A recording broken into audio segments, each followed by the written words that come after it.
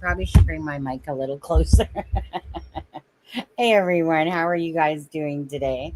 Happy Monday, fun day, I suppose, eh? Let me put this up there because they have this thing going with beta where you can see the chat on the screen as well in the right hand corner there. All right. Anyways, hi Ron, how are you? Hi Susie Little. Hi Krista. And then Janet. Hi Janet.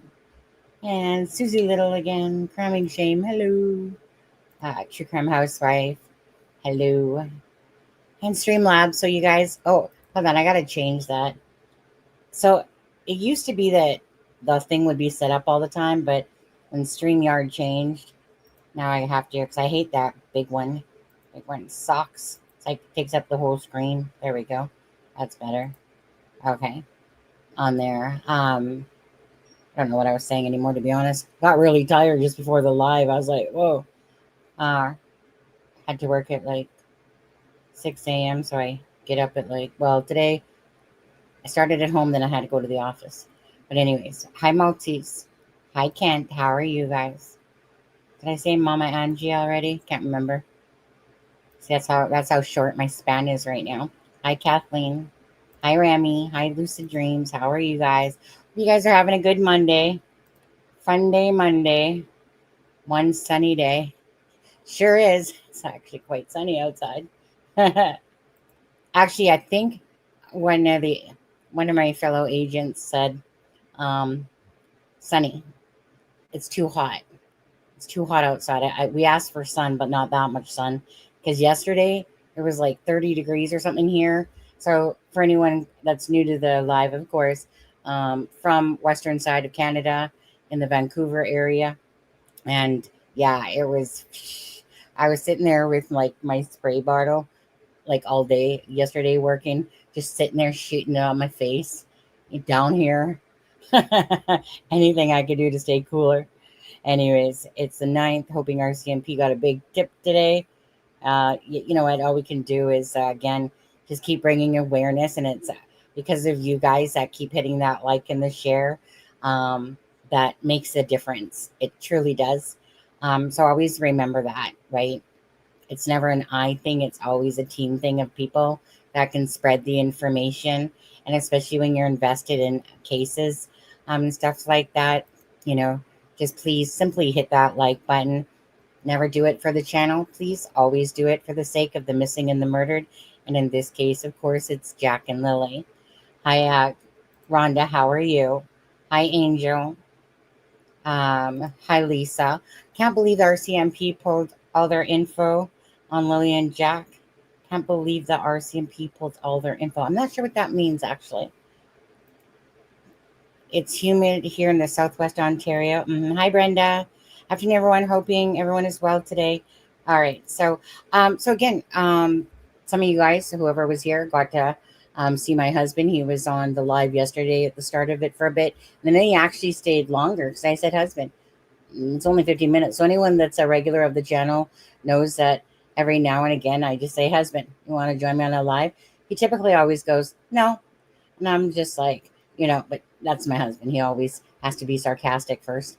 But anyways, but that was a lot of views on that one, a lot of shares. I appreciate that so much, you guys.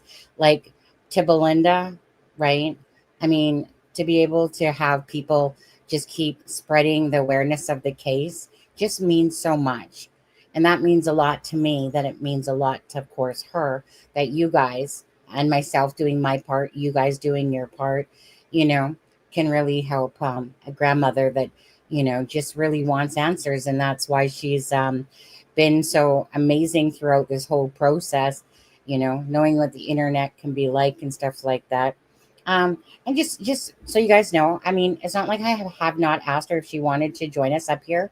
She just prefers to stay through Messenger. So I'm gotta respect that. But of course, if anyone ever was wondering, it's not like I didn't ask Belinda, because again, I always like to give someone that options if they want to be, a voice like that way.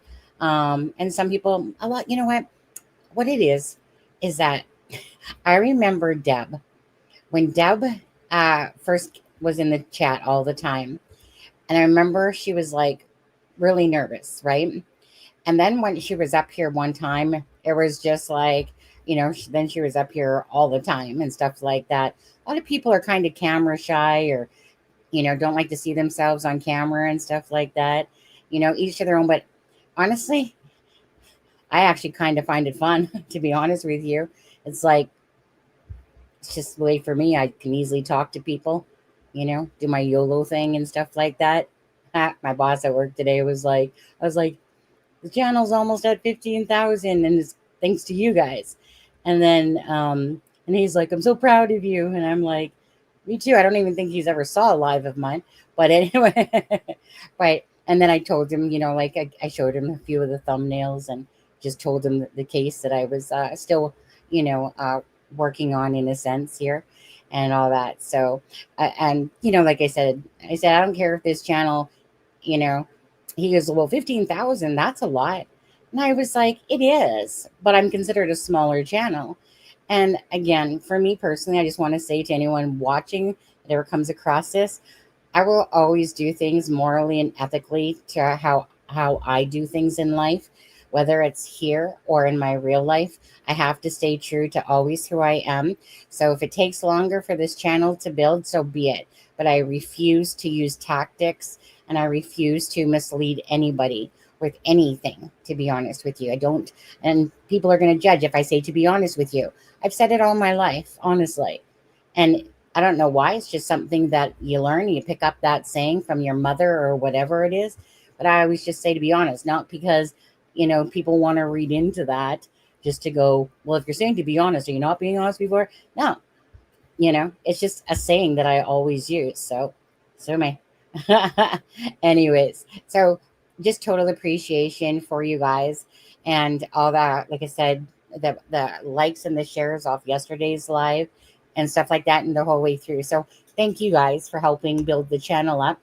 Again, the only purpose of this channel is just to bring awareness to the missing and the murdered of cases. That's it. Try to bring you facts separately from speculation. Two different things, but it will never be made up of stuff. And if, like, we never just throw out rumors and stuff like that. I'm not into that stuff. I just want to know what the factual stuff is, and I want to talk about the speculation and stuff like that. But I don't like to sit there and put up all these different postings of crap that somebody on TikTok saying this and blah, blah, blah, blah, blah. I don't like to add diarrhea to a case if it's just a bunch of diarrhea and speculation and rumors. It makes you guys confused. And then people start believing stuff because this channel stuff. I just don't like to play that type of way myself, that game. But some channels, like I said, like to talk about all the rumors. We like, in a sense, and we don't. Besides speculation, different. So anyways, thank you, Lisa. Hi, main mom. Let's do a few more shout outs here for you guys. Hi, Bonnie. Let's see here. Life's Design. How are you? And it's really cool to see too that a lot of people are taking, are realizing that those texts with between Belinda, because Belinda did post it on Facebook to say, Pictou or, stop the drama. Yes, these are the texts that I've shared with her, type of thing, the channel, and those are real. So it's nice to see that people are understanding now that everything is matching, that Logan's interview is matching with Daniel to show that there's obviously, even if it's just words, that they're both repeating off of each other, and then some of them themselves. But it's just corroborating with that information, and knowing what Belinda has shared with us with Daniel to know that that's corroborated and stuff like that, But again, so it's nice to see that people are now realizing that they weren't bull crap. We don't play those games. I would never. But anyway, so it's nice to see that and other channels talking about it. That's the point. That will always be the point, right? To spread awareness. Let's see here. I respect that. Belinda has been so stressed right now. These are her grandbabies. I mean, look at these two beautiful children that are on the thumbnail right there, right? Two beautiful grandchildren. These are people's real lives, something that I would never wish upon myself, or anyone to have to go through. So, to me, children are innocent. You have children, it's your job to take care of them, raise them, and guide them and all that stuff. But truly in this case, after, you know, um, talking about it and going through all those, the messages and different things, to me, I think that I feel like there's a very clear picture going on here, and that's of deception for sure. And I think myself, in my opinion, it's coming from Malaya's side of it, because if we look at Malaya versus Daniel, and we'll get into that, right? And you put all Malaya's stuff together in one, like manure pile, right? And then you take Daniel's stuff and put it into its own manure pile in a sense, because there's some definite manure in there. I just don't think it's stacked as high as Malaya's manure. Can't tell, right? Same with you. You did a good job this morning on that one channel. I went in and you had your back because I can. Not sure what you're talking about, but okay. I used to use video chatting, but now it makes some people uncomfortable. Yeah, I mean, I'm a YOLO person. YOLO, want to do this? Yeah, sure. You know, hello, Henry. No, I mean, the RCMP basically, they're just saying that there's no new information to put out, with regards to it. And basically, of course, that, they're working very hard. Your typical words that you expect to hear, to be honest with you. Sorry, just continuing that her mother may have got her out of the reservation to stop her being charged. Daniel had said she was disconnected from the. I don't, I don't know about her being on a reservation. I know people have said that, but her mom doesn't live on a reservation. Now, did she go like? So I'm like that part. I'm all confused about because again, Malaya tried putting the children, getting them status 3 times. Daniel said, "Why would he lie about that? That's silly." So, and then Malaya, Jack and Lily were denied, and same with Meadow. But as soon as they disappeared, so like I said, let's talk about the weird shit that's going on with this case, yeah, because that's what it totally. Well, I mean, it's always seemed that way right from the start, but it was always a matter of okay, so who's lying? Are they both lying? Because how could this have happened? How could and all this happened? How could the grandmother be on the property and not hear the kids and all that stuff, right? It's just been to me just a bunch of manure that's thrown at us. But again, to me, I feel like I see a lot of clarity once all these messages started making sense, you know. And like I said, Sloan Bella, I'll use that because it's kind of like somebody laying it out and then I'm just taking the puzzle pieces and going, you know what? That that actually scenario is legitly makes the most sense because you're trying to make the most sense out of a bunch of nonsense. And that's what we'll get into on there. And today's just kind of like a more of a laid back one for me, guys. Like I said, there's nothing ground earth shattering going on here. There's no information. I barely had time, to even speak to Belinda and stuff like that because she's got her stuff to do. I got my stuff to do. Yeah, absolutely. And I just, like I said, I got off work and I was just kind of looking around. We're probably going to watch a few little readings. Sharon sent me one.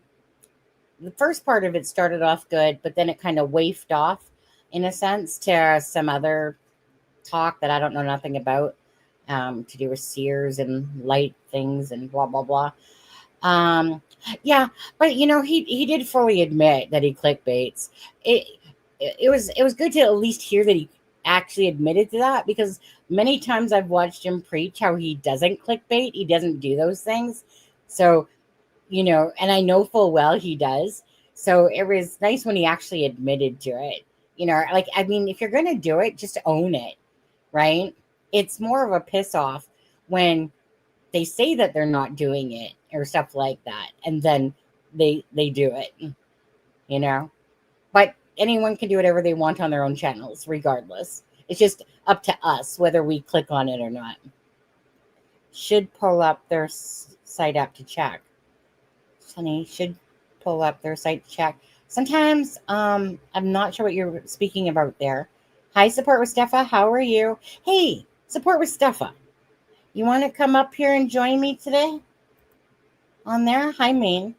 Um, let's see here. But maybe you're going to be too soft for me. Hello, Butterfly. Okay, I'm gonna scroll down because I'm oh no, not too far behind. Steph, if you want to come up here and join me, because I know like your whole background is like mental health and all that stuff on there. Rez would not take the kids, you know. So yeah, I wish I had more insight into this whole like reservation stuff and regardless, like meaning all the different kind of rules and different things that they got going on. But I don't, you know, Malia's mom is not native, not on the reservation on there. Are you sure? You sure about that? Like, meaning not about the reservation part. You sure she's not native? Or was she married to a native guy? Was it one of those things? Because she does look like could have something in her. She does have, send me a link. Oh, Stepha. She's like, yeah, girl, I want to come up there. Her dad is native. Okay. Yeah, which we've seen Henry Joseph Brooks. You know, he looks like he's 100% native, doesn't he?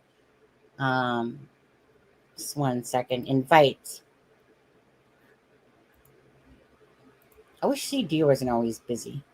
I need to talk to him actually. What does what's Charmaine sending me? 1 second, Stepha. Stepha, where are you? There you are. Paste. Okay. I have to take a quick boo at what Charmaine just sent me, guys. Just give me a second. Oops, where are you guys? Just give me a uno momento. Kind of want to go live on a reservation though. Well, I'll tell you, when I lived in Calgary, one of the things I was always in awe of was the parades, right? When, all those beautiful colors and, outfits that they make and have, and, freaking all that little beadwork and feather work and stuff like that. I always loved going to the Calgary Stampede Parade for that. Just beautiful, beautiful work on there. Uh-oh. Is that French? Speaking French? Yeah. Underneath the one that you sent me to my email. Yeah. Haven't had like a moment to look at it. Where is your buddy from England? That's John. Right. He's totally 8-hour difference on there. So he was supposed to come on. Then I never heard from him until like the day after, and stuff like that. And then you know how it goes, right? They get busy and stuff like that, or things happen. Shit happens. Yeah. So is what it is. But you're talking about John from Crime Scene to Courtroom there. Now just give me a second. I just want to see what Charmaine sent me.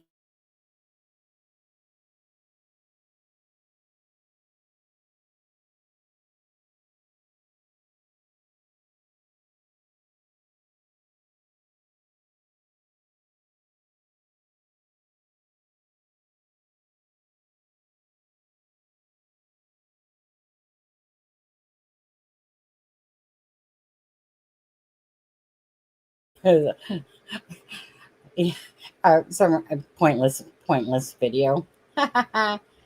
Now let's see here. Okay, where is Stepha? Get your ass up here, girl. Where are you? Also, well, you know what? While I'm waiting for Stepha, so just a reminder, Jack and Lily have been missing since May 2nd of 2025. Of course, that was on a Friday, and they haven't been seen since. Now, today is the 9th of June, and so it's been over a month where these babies have just, I guess, like I said, just up and disappeared magically. Well, we know that that's not true, just like the Sebastian Rogers case. Something happened to these children, and it reeks. It just reeks. Okay, it reeks. It's a bunch of manure, and I think we mostly know this, and it's just a matter of who has the most manure in the story here. I don't believe at all myself that this is an abduction by a random stranger. I do not believe that they're out in the woods. um, Malaya is a pusher of the fact that these kids were abducted, that they're chatty little things, that they'll just go off with anyone, blah, blah, blah. What mother doesn't know her own child's blanket either? Okay. A mother will, father not necessarily. In this case, I feel it. It's almost like, I feel like Daniel does take care of the kids more. He seems to be more aware of what the children are having on or wearing than Malaya does, to be honest with you. Um, so I think definitely that this whole 8 o'clock. Oh, there she is. All right, I'll let you on. Hey, girl, can you hear me? Are you having technical issues? Stepha. Hmm. She usually doesn't have issues. Better. Can you hear me? Barely. Okay, Talk hold again. on. Let me try again. Yeah, stick the microphone up your mouth there. I thought that I didn't think that's what you were gonna say. Okay, how about now? She's good. I can hear you. I'm just gonna turn you up a little bit though. Yeah, Or turn me maybe, up. Turn me up, girl. Turn me up. okay. Okay. So, all right. So you've been obviously coming. So Steph is a good friend of the channels. Follow Delphi. That's where we know each other from, and on this. But Steph, can you just tell people your background about who you are? Girl, I don't even know who I am. How am I gonna tell them? Well, you can't make yourself look like you got mental health issues yourself. Oh, that's right. That's right. So I am Stephanie. I'm just kidding. So I am Stepha. Support with Stepha. I am from Ohio. That is in the States, by the way. And I am a nurse, and I do medical as well as mental health. And I've done substance abuse for patients. I now work in case management, so I do everything. I help people find resources for mental health as well as medical needs. So if you are in the United States and you do need resources, I am your girl. I can probably help you find some resources. So I seem to, as Sunny says, be a little more laxed on um, when it comes to people that are not laxed. I just have a little more sympathy, a different way of looking at things sometimes. Not sympathy. I just can look at different traits of people when I see things, and I'm like, oh, well, they're doing that because blah, blah, blah, blah, blah. So, anyway, that's who I am in a nutshell. Okay. So basically, what she's saying is she's a psychopath. That Oh, yeah, yeah, I'm one of those too. Only yeah. on Tuesdays, though. Only on Tuesdays. And so, Stepha, let me ask you, okay? Since so this is good that you come up here, because of your background and everything like that.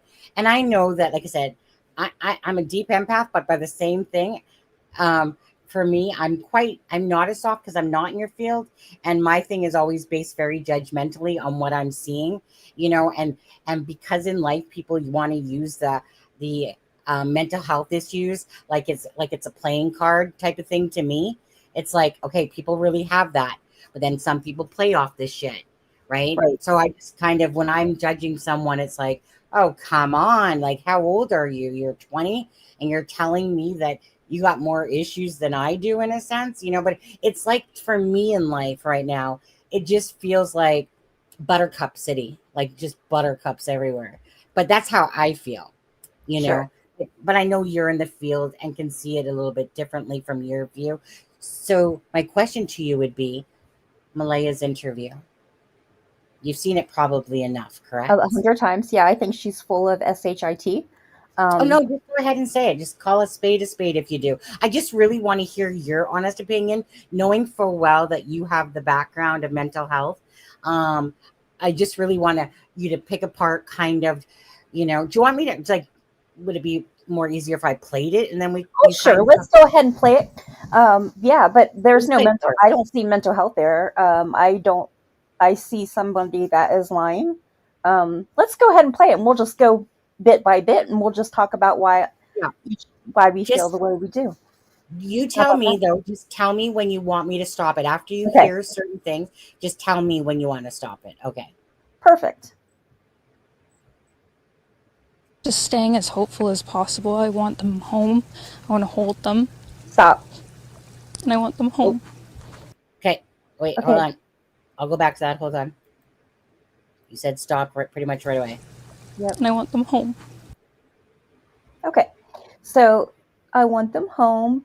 I just want to hold them. I want them home. Hello, Chris Watts. We all know that I'm the Chris Watts. That's how I even got really, really into true crime. Is I was into the Chris Watts, and I was obsessed with that case. And every day it was my Delphi before Delphi, and that's what he says. The Sermon on the Mount. He says, I just want them home. I just want them to run through the door.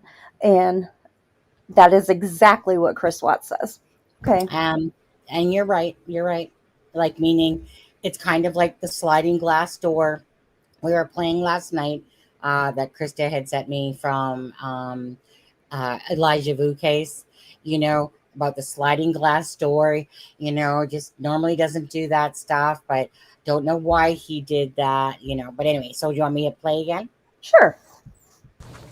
What happened was we woke up, I heard them playing in the next room beside us, and I was drifting in and out of sleep. And they're not the type of kids that we tell them not to go outside on their own. We always make sure that we're... What does that mean? Yeah, I know. They're not the Okay, type of. that was that one. That made no sense. We were okay. They were I'll play it the again. type of kids that would go out on their home. She Here, made no sense there. That let's see made that. kids that we absolutely no tell sense. them not to go outside on their own. We always make sure that we're out there with them. Let me do that They're again. not the type of kids that we tell them not to... They're not the type of kids we tell them not, because obviously she was going to say a different sentence, and then all of Yeah, a sudden it changed right then and there. and that's the brain that um stopping like the brain is going, oh wait, I better not say that. She caught it. So she was Yes, able to cognitively catch herself, like, oh, I'm not going to say that. Why? We don't know. But why wouldn't you just finish out your sentence unless there's a reason why you shouldn't? Just saying. absolutely. Yeah. Well, no, exactly. So yeah, glad to have you on. So again, for anyone coming in, this is Stepha. She's good friends of the channels. She's a nurse.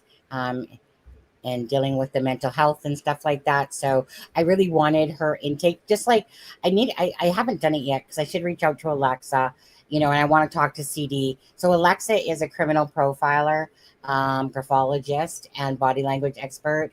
And CD is a retired police officer. And he's really awesome as well.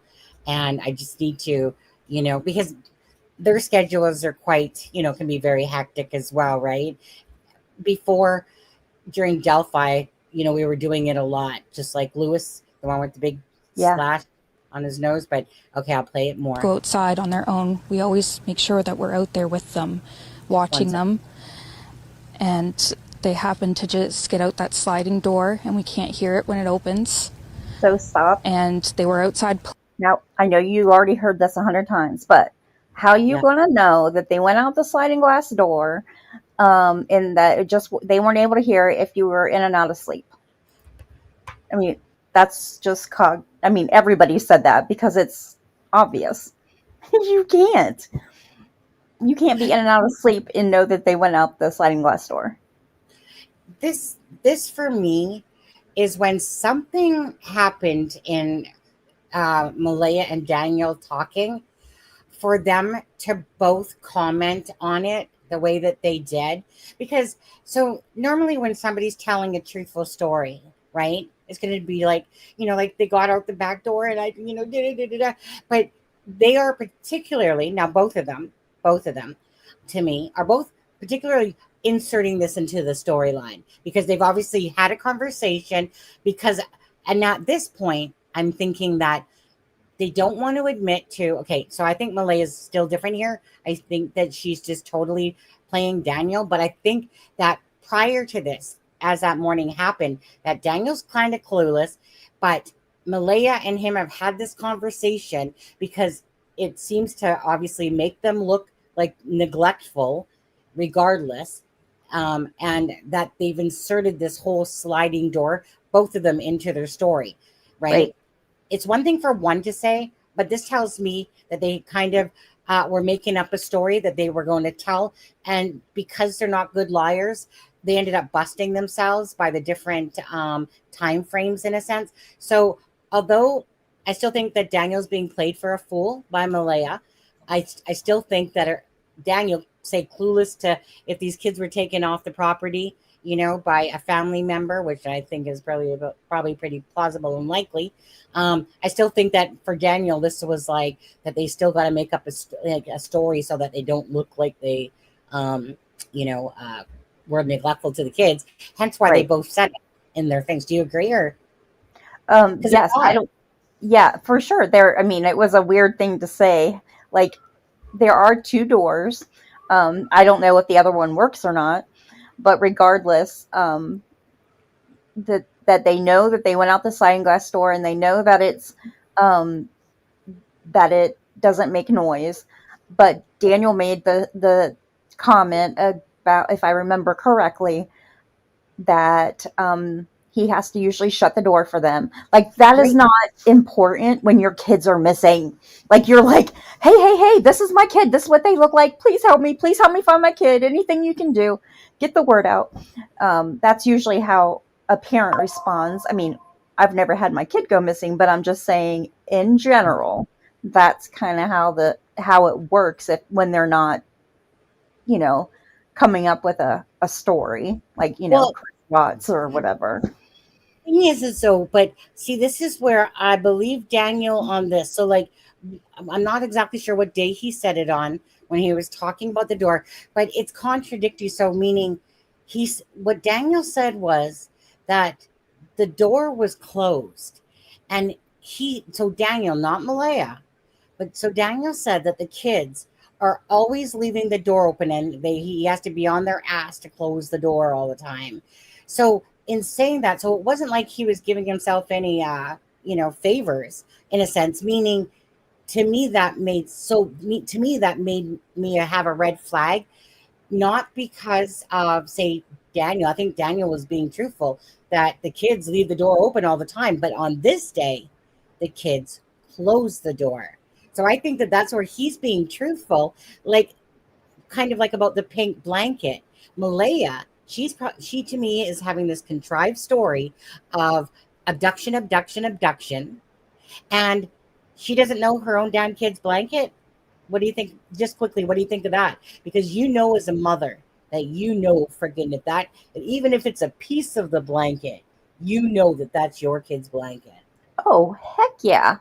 And and now that I know a little bit more about the backpack, that the backpack went everywhere, like, I would have caught that.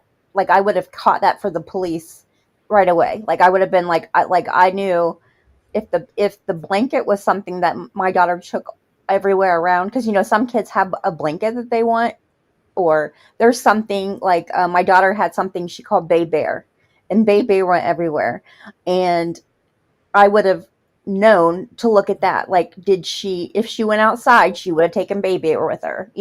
Was there something like that I would have been able to say, oh, my kid went outside but she didn't take Bay Bear. That's concerning. She always takes Bay Bear everywhere. Do you understand what I'm saying? Where I'm getting at? Like, and so when I would be on an interview, I'd say, please look out for this bear that looks like blah, blah, blah. She takes it everywhere. And then that way the searchers would be looking for it. Do you understand what I'm saying? Like, those type of things would be things that somebody would say in an interview. If, in my opinion, I'm not an expert. I'm just saying that I'm thinking, what if my kid was missing something major?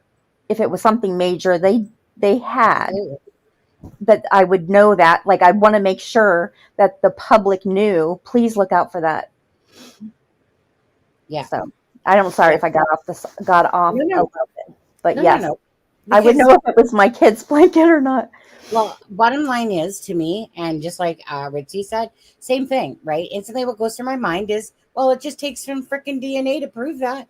Because Daniel said it didn't belong to the kids, right? To Right. Lily. And yet the mother is. But the thing is that, again, after going through all these messages, and this is kind of hitting it to the end point now, I absolutely believe that when I look at the story of Malaya's and everything that she's done in this weirdness of her leaving and the weirdness of what Janie says and what Daniel has been saying and all this shit stuff, I truly believe that this game has been played. And, because to me, like I said, after listening to Sloan Bella, it's not about it's more about the fact that me and Charmaine have all these pieces. Now, it doesn't mean Charmaine agrees with what I'm thinking and that type of thing. I just do my own thinking, she does hers. But I'm just saying, for me, knowing full well that we have information and more information than we put out there, is that it was just like someone laying a puzzle piece and going, you know what? That absolutely is probably the most legit line of what happened that day, because they're not in the woods, right? I don't feel zero that it's a stranger abduction at all. At all. I think this is somebody that the children knew, that they were taken in a vehicle. This was planned shit. And to be honest, like I said, I do take, although, and someone said this to me, and this is how I think about it too. Daniel's coming off quite a bit like, I did this, I did that, I did this, I did all of this. I'm the one that took care of it, which can come off sounding like narcissistic, like, oh, you're the best, you're the greatest, you're awesome, you're this, right? Right. But by the same token, I can understand that if if my children are missing and stuff like that, you know, and Daniel's just trying to tell the truth, and he's putting actually Malaya in a bad light, but yet by the same token says, well, I guess this relationship's over after like we put out the live or stuff. Oh, no, dude, it was over before it started. To be honest with you, it was. Trust me, it was long before us, and it was long before this case probably. But something drastically shifted there. Every enemy's getting. We'll get back into that in a bit. All I know is if you look at the biggest red flags and who's pushing a narrative and who's literally is the one that's doing all this crazy shit, it's Malaya, in my personal humble opinion. All right. Let me play a little bit more. Okay. Playing, but we weren't aware of it at the time. And the next thing we knew, you have to stop it there, because she says we weren't aware of it at the time. And I remember my husband commenting on that because, well, how would you know they're playing outside? Right. How would you know at all? So there's been nothing said by Daniel. All Daniel said was that I was calling the kids' names. Malaya wasn't. I was calling the kid's name, and my mom came out of the camper. So there's none of this that they went to the camper to see if grandma had the children, right? So what do you mean in hindsight, right? Okay, So let I me think, ask about the text referring to this part. sure. Was she in the text, did Daniel say she was on her phone when she was talking to grandma? Yes. So really, she really wasn't even sleeping at that point. She was on her phone. Malaya was. Correct. Which Correct. means RMCP has who she was talking to, what she said. So that's going to be a huge piece. And didn't she say she was sleeping and then she woke up and, oh my gosh, do you hear them? And then jumped up. Isn't that what she told in the interview? I guess we're about to watch it, but I want to make sure that I have the text part right. The text part is that, and we can go back over that too, because really the text part is that Daniel said that my mom was, I think, napping, meaning sleeping, and that that she came out of the camper when she was calling the kids, when he was calling the kids, and that Malaya was on her phone, and she wasn't yelling for the children, and his mother said it was just odd. It was like when what basically Janie is projecting is that when she came out of her camper, Malaya looked like she was caught with her hand in the cookie jar and seemed worried that, like, oh shit, she's home, type of thing, like that hand in the cookie jar type of thing, like, oh. And then so this is what Janie's telling, obviously, Daniel, as he's racing around trying to figure out where the kids are. Malaya is still just with her phone, right? On her phone, she's not calling for the kids. And it was like, again, it was just odd. So your kids are missing, and she's showing no sign of panic. So it wasn't a, oh my gosh, do you hear the kids? I don't hear the kids. And jumping up and running to look for them. That really wasn't what happened, according to the text messages. Yeah. I mean, we've heard, right. And we've heard that the grandma has showed up. We heard Logan say that. And that can be verified, obviously, by Daniel, if you're going to believe any of that. Hey, I just simply do. Simple as that. I believe that Logan repeated stuff that Daniel had told her, about Malaya's mom and all that stuff. But Logan was there when she said her dad was crying, and that Malaya's mom, Cindy Murray, wasn't even shedding a tear. So you tell me that those aren't the signs of that, because that what happened. So why would you show true emotion, Malaya? Why would you show true emotion if you know it's bullshit? Why would her mom show emotion if she's part of it about why these children disappeared? Hypothetically, allegedly, etc. Okay, in my opinion. Allegedly, in my opinion, right. Right. So these are things that don't match. So I'm with you on that piece. My concern, and why I go back and forth with Daniel, I've had so many back and forth thoughts, is I don't know how it is, and I'm going to assume that Canada and USA are very similar in this. When we have a CPS case, if the because he's not able to see his daughter right now, or his child, I think it's a girl, because he can't see her right now, that's concern, because you can't, at least here, our CPS cannot keep your child from you unless they have reason to. Like, that government here is not allowed to do that. Like, they could do supervised visits until they have a little more information, but after a month they better have something on you. Our judges would be like, no, you gotta have something to prove to keep the child away from Daniel. Is that how it is in Canada? Hello? No, you just more have to just say, pretty much, when it comes to CPS. Charmaine could probably answer that better, but all you have to do is basically you just allege, right? That they simply wanted the child out of the home, right? For the fact of that 2 children are missing. Okay, I can understand that. That's reasonable. Right. But obviously something was alleged about Daniel to do this. And like I said, I can't, because it's not like I'm trying to take a piece here. I'm talking about the whole freaking ass day, right? She leaves randomly with her mother that she does not like. Okay. I'm sure her background with her mother, there's a few bit more information that we already do know about her mother, but let me put it this way. Okay. We'll just say undesirables. We'll say we don't really know. We don't really know about her internal life, but I mean, the gist of this, right? If Daniel keeps saying how Malaya, didn't even was talking about disowning her mother, basically, right? So why would you spiral around and do a 360 there, or 180, whatever? What is it? Is 360 or 180? Full circle. 180. 180, right? Then why would you do that all of a sudden in 5 minutes?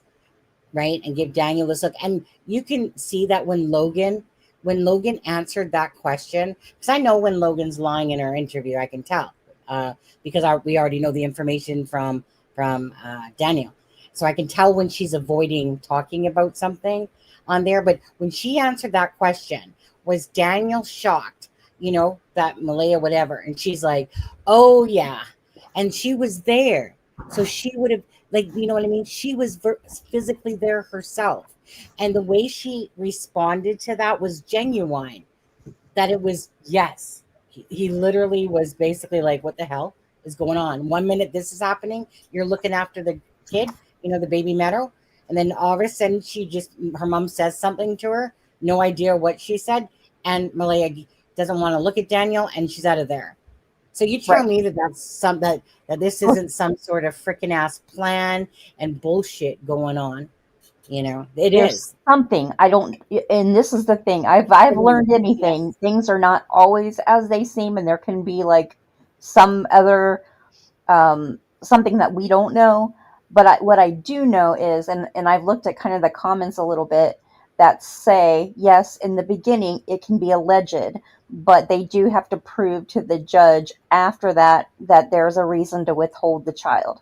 So that is that way in Canada as well. So after a month, they would have to prove a little something to keep him withheld. So that is what concerns me about Daniel, is that they have not, and we don't know. And the other thing is, we don't know that the baby is with her still, because we don't. No, We're not we hearing do. from her. We We do. do. Yeah. The family has said Okay. that, like, yeah, that, like, for instance, Daphne. So, like, meaning that's what Okay. I think it's because it was worded that Daniel went to CPS, and then he made this comment, like, basically they're keeping a tight leash or whatever on the situation. But from everything we know, that yes, that baby Meadow is with Malaya. And now Life's Design, just to say that to you. So there's nothing to show that whatsoever, but people are trying to bring that the whole, is Daniel even the father? Maybe he is, maybe he isn't. To be honest with you, we don't know. But speculation like this always happens and comes along. So as for now, I take that as a nothing burger, because I don't believe that that's part of it myself. And this is just people trying to draw in to that speculation. I've seen it the last couple of days going around, and that's then people come over and go to the different channels and be like, and then it gets repeated. You guys know how it goes. Yeah. And then, but to me, that's just, there's no factual, nothing to that at all. But it's not that it couldn't be true. It's Right. not I that, mean, it could, right? but we haven't heard anything from anybody that is important except YouTubers to say that, right? You know Okay. what? I mean, at the end of the day, the only people that have spoken up is Belinda, right? Who talks to this channel. Daniel has spoken up to other people. So we can't claim that Daniel has just only spoken to us, but he has spoken to us and other people that we have proof of, beyond Justin Clutch Them Pearls. Um, Daphne obviously put out that post on there, and Logan has spoken up on a TikTok. Right. And that is Logan Ann, like, that's her. So people can go all they want. All they need to do is move their asses over to her Facebook or Daniel's. You'll see her face, you'll see her Facebook and all that stuff. And I'm just grateful that some, like, information is really what propels the case even more than people, because whenever there's a big lull and you're not hearing anything, honestly, people lose their attention span, to be honest, and then they'll come back when there's more information. But what's been nice about this is Belinda has been sharing and telling, like, there's nothing more that I know of that Belinda, like, I mean, there's questions I could ask her, or it, and sometimes it's like, hey, do you mind, can you just check with Daniel, see if whatever, and if he responds to her, type of thing, then he responds. If not, type of thing. But, to be honest with you, I'm amazed that I haven't been blocked or anything. Like, even Malaya, she hasn't blocked me, and I barely say anything to her, but I sent her the tribute video, and stuff like that. But I'm amazed that I'm not getting an actual block, So whatever's going on there, I don't know. All I know is that the more information is that's out there, the more people can make, a more informed decision about what they think about what's going on with the case, instead of all this blah blah blah blah blah, this way, sideways, other ways. I just like to follow the route of the information, and I think that for me, I have enough to believe that this is a wicked game that's being played on Daniel. And I'm not claiming that he's some innocent angel, because I think that they're both lying about the morning.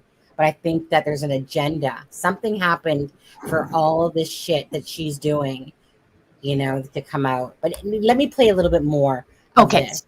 Yeah. Like, it was quiet, and we get up, and I tell him, my partner, Daniel, I tell him, do you hear the kids? And he says, no. And we get up instantly. We're looking outside. We're looking everywhere, yelling for them. And I instantly just call 911. I just had the instinct I needed to call. They're both really go-lucky. Hold on. So, an instinct to call. Go ahead. You need an instinct. Okay, I'm sorry. That part is always. Go ahead. No, you need an instinct to call. What does that even mean? You just call 911, dude, if your kids are missing. If you live in the country, they're not outside. They're obviously not at the local playground or over at the neighbor's house. I know. If they're in the woods, if they were in the woods, if they normally play in the woods, there's thickets and all of these things. It makes no sense to me. That right there has always been a thing for me. What she says right there when she says, "Yeah, it's an instinct to call 911." That is the brain coming up with something to say. There's that. Hey, smart ass. Hey, GMF. How are you? He would always come in and go, "Can you get on with Delphi?" Yes, get on with Delphi. Can we just get on with Delphi? Get on with Delphi. And I'm not putting my camera on, girl, because I haven't even washed my hair today. And no makeup. You don't want to see me. So you're ugly. That's okay. You don't want to break your camera. That's okay. Exactly. Or break your all's eyes. Yeah. No. Steph is beautiful. So what I was going to say about this part here is that according to Danielle, to Charmaine, was that she said so according to Daniel, remember saying this, she said, do you think I should call the police? And his answer back was basically like an F-bomb. Well, I mean, basically to say I'd have to go look at it again to see what exactly he said there, but basically say well, if your kids are missing, don't you think? Basically, the kids are missing. Well, let's roll the dice on that. What? So it's kind of one of those things. She's acting like it's her gut. Daniel's saying no. She said to me, do you think I should call the police? And I don't know if that was a tactic of do you think I should call the police? Children missing? And he was like, what do you think? What the F-bomb do you think? Who feeds these kids, by the way? I mean, I don't know. At that age, my daughter usually was hungry by 9 o'clock. I don't know. A joke. Or maybe they just throw Pop-Tarts and say, hey, when you wake up in the morning, just grab a Pop-Tart or something. I don't know. Yeah. Well, through all of this, though, it's just like I said, we all have to remember, of course, to take everything with a grain of salt. We don't know the true answers to what's going on here. So everything has to be a speculation, right?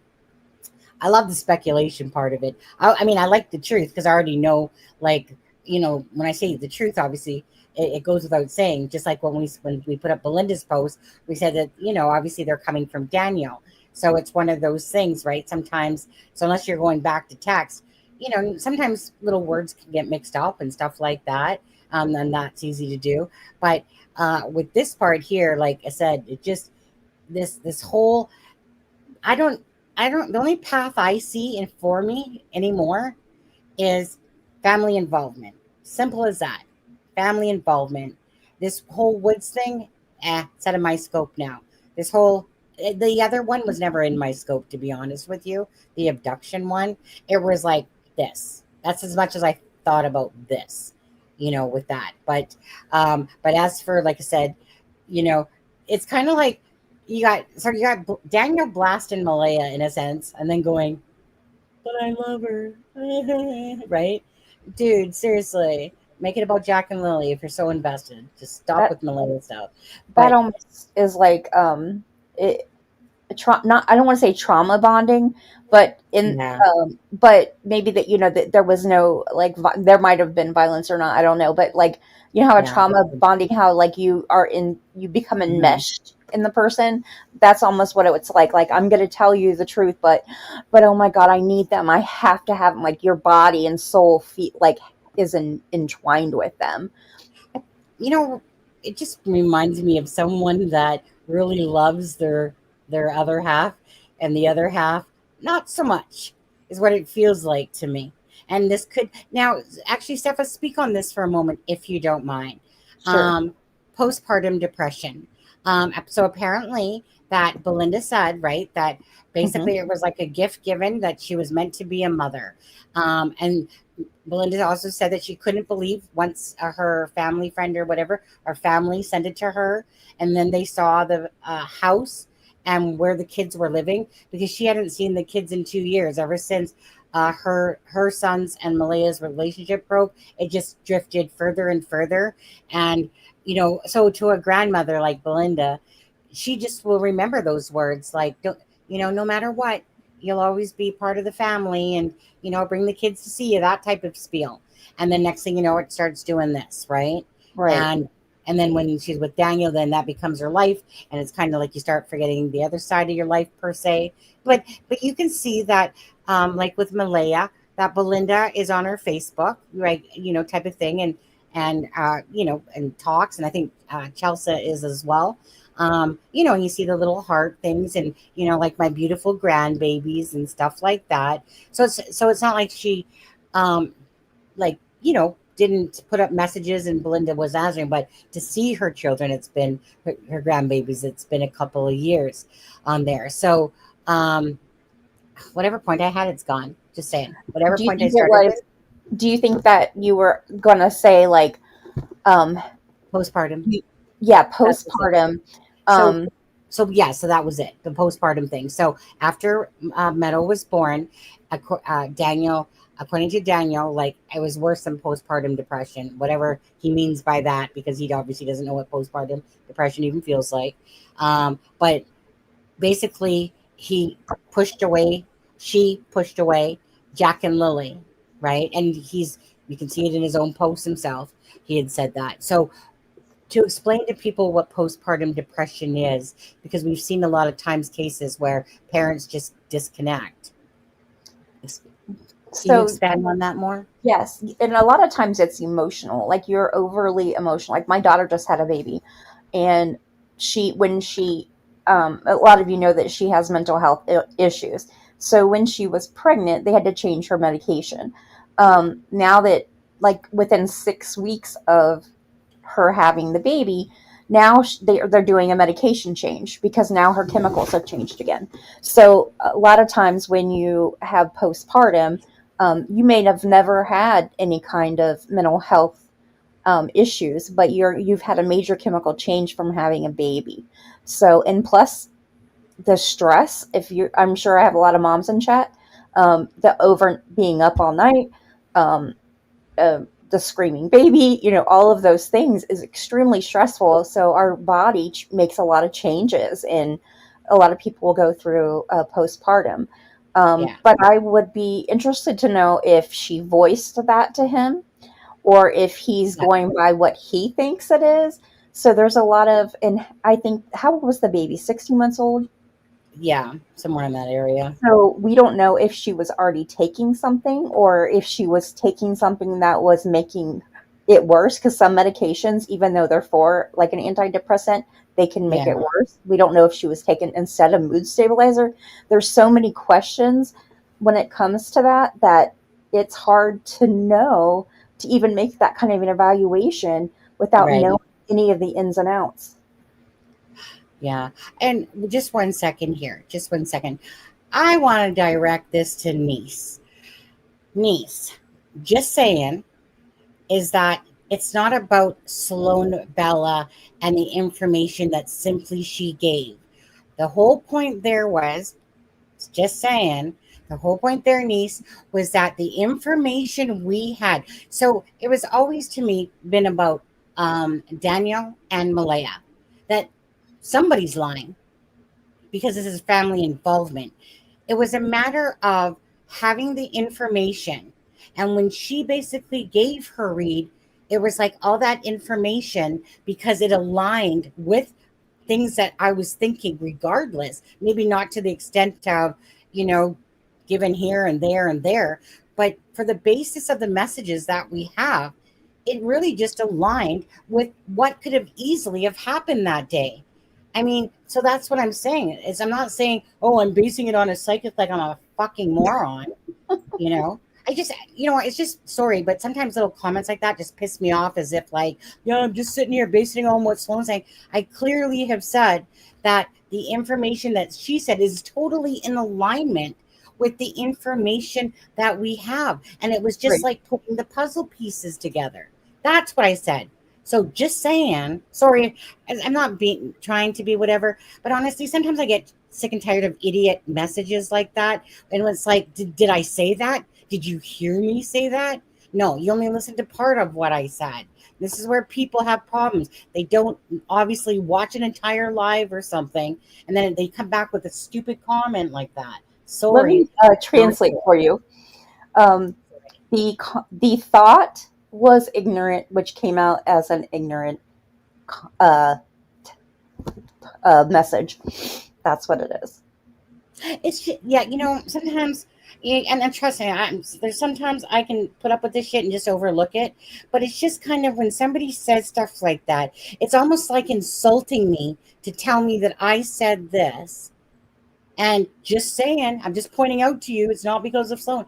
Okay, it's just like I said, use your brain cells. That's all I'm saying. Okay.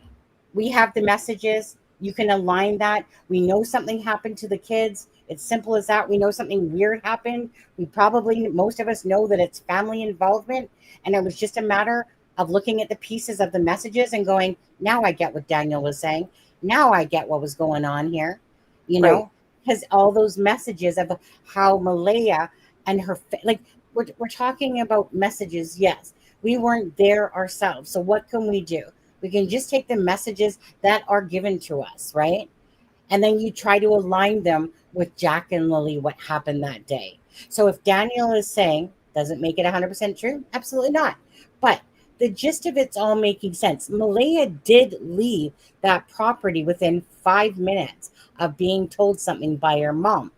According to Janie, right? So do you think that all these people you think Daniel's lying, Janie's lying, everybody's lying about it? No, there's some truth in there, absolutely.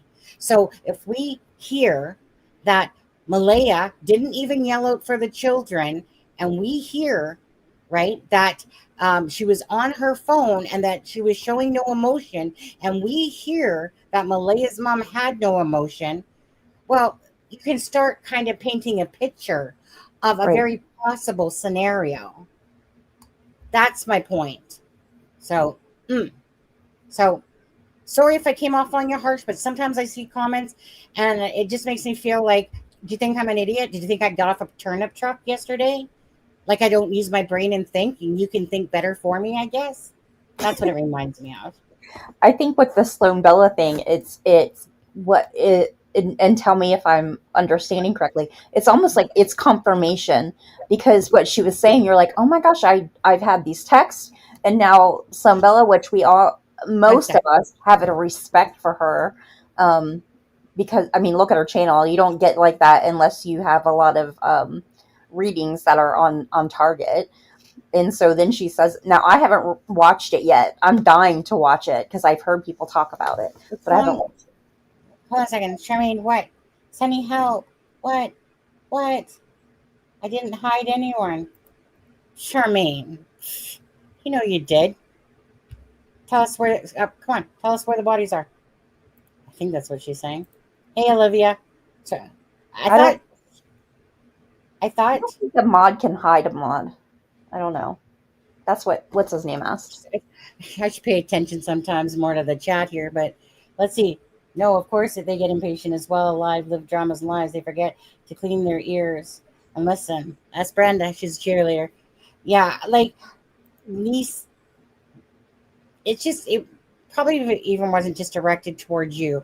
It's you know it's when again you sit there and you tell it so many times and then people make out of it what they want to hear. And like I said, I didn't fall off no stupid ass turnip truck. I'm very clear minded, very open to things. I'm very I look at everything, along the way. And it's just that with Sloan Bella's read there, it was like someone that that almost as if she knew the case, but she didn't. But yet we know the story of the case. We know the oddities of the case. And it's like almost like she just gave that angle that I was already looking at, because I couldn't decide what happened to these children. Was it Malaya? Was it Malaya and Daniel? Was it Malaya by herself? What would the reason have been for this? Da-da-da-da-da. And then once I realized when Sloan was talking, as she was talking about it, I was like, oh my God, all these pieces now just are all lining up of what Daniel's been saying, of what Malaya's been saying and doing. And it was just like clarity for me, going, oh, it doesn't mean it's 100% right. It just Right. means it's one of the most logical lines because of Malaya's actions and all of this. Strange. Who has more strange reactions to, or things that they've done? Is it Malaya or is it Daniel? Because I think it's pretty clear that Malaya has a lot huge red flags versus Daniel. People are trying to pick Daniel's words apart. He's saying this and that, but who's actually truly has the most red flags in all of this? Girl, And it is bizarre how you could just walk away. I mean, I could understand if he was beating her or something like that, and but I'd still be on TV every day and probably going back to the house with Rcmp every day. But to walk away and never say a word and never pleading for your children, like right, you know something, so or that's just it. bizarre. 2 + 2 + 2 on that one. Like, honestly. So when you put that all together from the morning of a lie, right? And we don't know how much. Like I said, I mean, I'm pretty sure that all Malay has to do is say something to Daniel, and he's bent over going, yeah, well, boss me around. I like it. You know, I'm sure I would guarantee you that probably in my head that Malay is the one mostly that can help contrive the story about the sliding door, you know, about the sliding door type of thing. It's either that or they just simply knew that they were guilty at not paying attention to them. But something had to happen there. It's lies. It's simply lies. It's a It time is match. the one of the most. It's like a summer wells where it's so.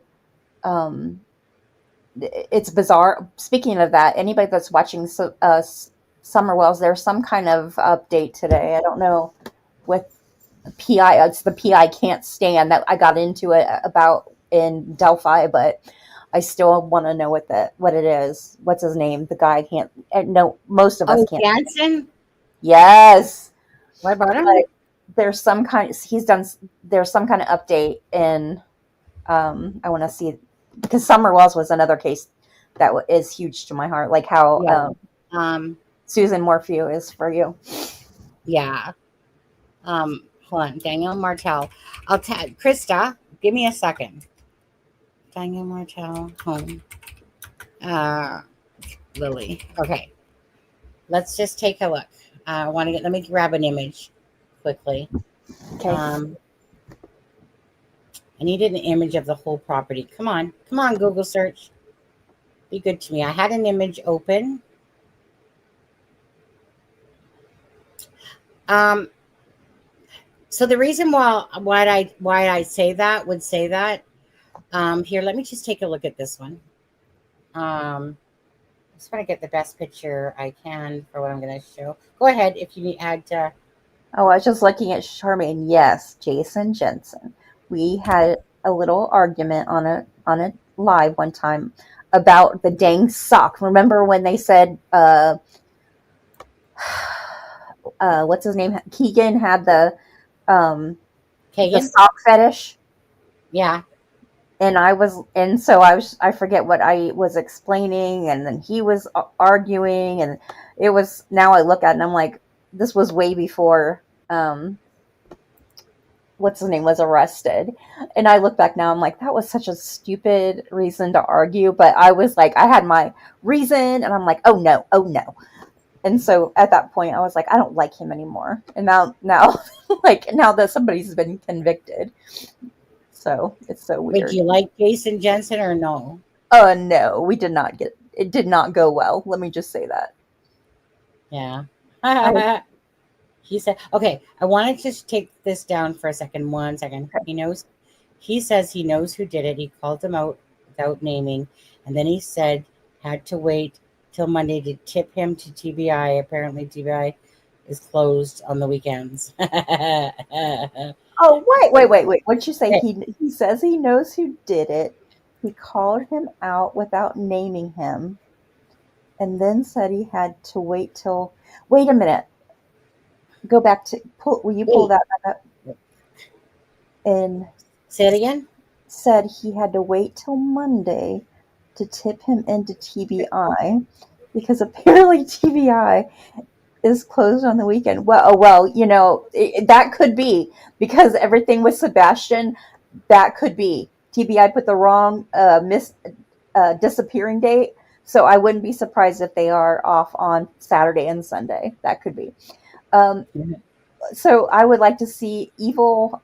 Usually, Evil Exists usually puts like updates on her. So I'd like to see what Evil Exists says because Evil Exists is pretty cool.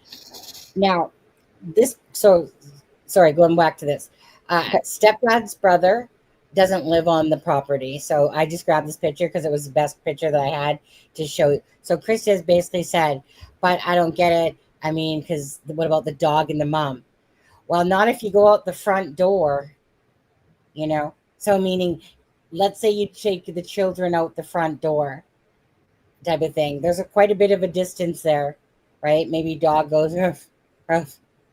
Doesn't mean so where does the dog live? I mean, does the dog live in the house with them? Does that? You said there's a dog. No, so the dog lives in the camper with the grandma. Okay. Right.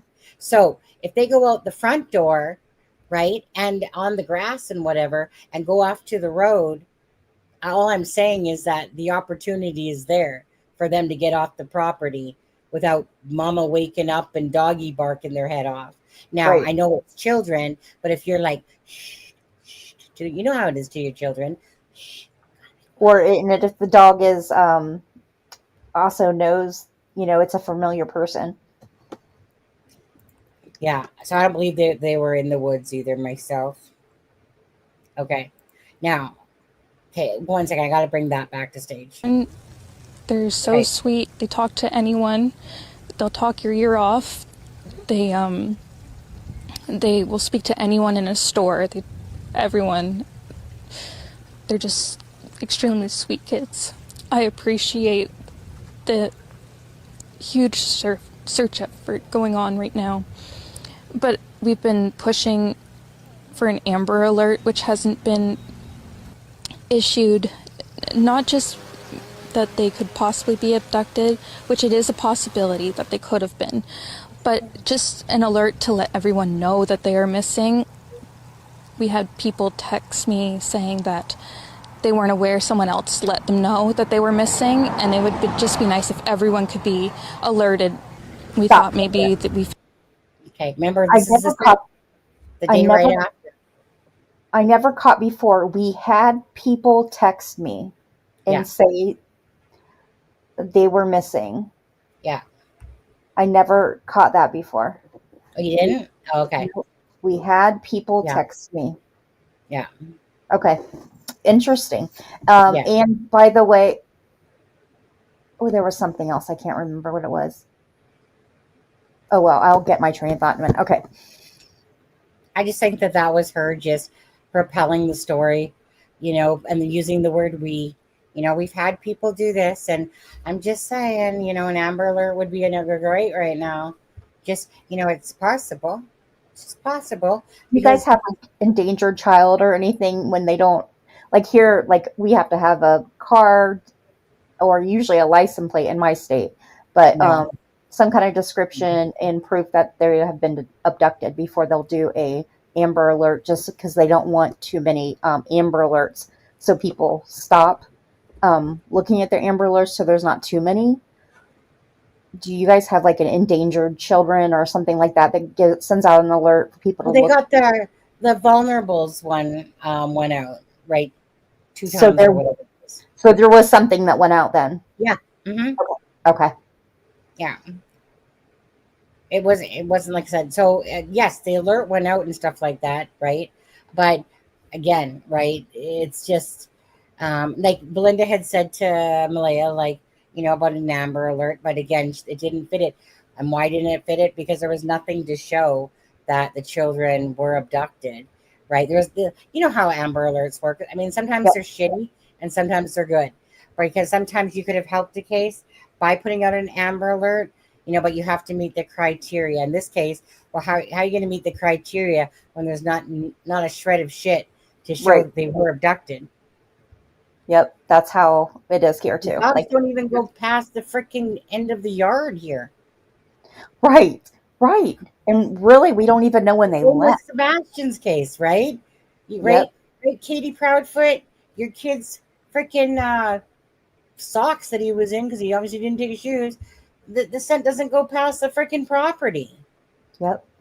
And again, same thing here. This is like, to me, this is clear as day that it's a bunch of lies being weaved here, and it's just a matter of who all are the liars in Jack and Lily's disappearance, in my opinion. But yeah, The good part about that is that is the one way they may still be alive. If yes, mom gave that, like, had somebody come and pick them up, that means they could be alive. And well, in the other scenarios, no. yeah. To answer Krista there, because the thing about that, Krista, bottom line is, we don't know where the truth is not being told, who actually fell asleep, right? Like, did Daniel fall asleep in a sense and whatever? And like, that's the part that we don't know, because we're just going based on the information they're feeding us. For all we know, I feel like this story was concocted. Daniel would, like I said, bend over 10 times over for Malaya, it seems like to me, right? Like, seriously, he would lie for her, he would whatever for her. That's the way he comes across to me, like someone that just needs a bib for all the drool, type of thing. Because some men are just like that, right? You can do no wrong, and no matter what. But Daniel clearly in his messages is like, you know what? Truth be told, I do all this stuff. I do it all. Malaya, I mean, don't get me wrong. Malaya does this and that and this, but God forbid I love her. God forbid.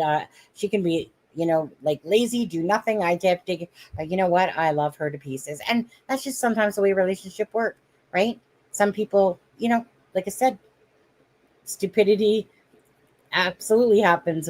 I think a lot of us do it in relationships. You just overlook stuff, did it because in the sake of love, But I don't even know what my point was anymore, to be honest. What were you saying? That might remind me of my point. I My was trying to brain. get back to my StreamYard. I was trying to tell Obvious we do facts. We are just analyzing the Oh, the absolutely, absolutely. I mean, bottom line is, what can you do? Like, unless more facts come out, like I said, I don't believe there's too much more I can really ask Belinda. Remember, she's most of the information that, and like, like, it just dawned on me to ask her the one day, like going, hey, like, do you have that text from Malaya type of thing? And then all of a sudden there was like 19 of the messages or whatever it was exactly. And I was like, well, damn. And I love that because those are Malaya's texts, right? right. Those are her words. So she can't deter from those. Those are her words, in all of this. And I don't know where we were at with this one. I totally lost track of what we were on about. You guys forgive me too. I literally barely, it was so hot last night. I had maybe 4 hours sleep, and then I had to get up at, like, my husband woke up to go to work, which woke me up. And then I was like, I'm hitting the alarm like till 5:30. 5 o'clock actually. Yeah. So sometimes my brain cells, now I'm in tired mode a little bit, somewhat. Um, just we'll just quickly hold on. In my information, the blame game continues. Unfortunately, excuses are like assholes. We all have one. Stepha, how big is yours? Mine's like perfect. It's bleached, and Yeah. it's Yeah. I don't even know if I have one of those because I'm so innocent and perfect. Yeah. You know, um, besides you being perfect, let me ask you something. Sure. Let me give you On my your, perfect opinion. and this is for everyone in chat as well. Sunny, I sent you an email. I'll take a look at. You know what, Carla? To be honest with you, I'm not even gonna lie. I have to go to the bathroom. Okay, I've been drinking stuff all day. Truly have to go to the bathroom on this one. So Go do potty. actually, you know what? Let me just play this out, and then you Okay. start talking. Okay. Okay. Well, I'll stop it when I get back. But go on. Okay. Okay, wait Okay. 1 second, and then I'll check that. Okay. Found tracks, but it's still uncertain. It's been raining and they're probably soaking wet, but with the sun today, I'm hopeful that they are feeling warm. We're all filled with pain and sorrow because we just want them found. We want them home. Everyone loves them. They are definitely verbal, and they do have possible autism, but it's not extreme autism. It's just they have issues with school, and they don't catch up with the other kids. I just want to remain hopeful. But there's always, in a mother's mind, you're always thinking the worst. Last night was one of the worst nights because I didn't have them in their beds. Oh, Chris, And I what? don't want to go through that another night without them. The last few days have been very stressful. I mean, ever since the Friday morning, when we noticed that the children were gone, immediately jumped in the vehicle, surveyed all the areas, many dirt roads, many culverts as I could, and waited for the police to get there. I'm out here still searching, still fighting to try to find them.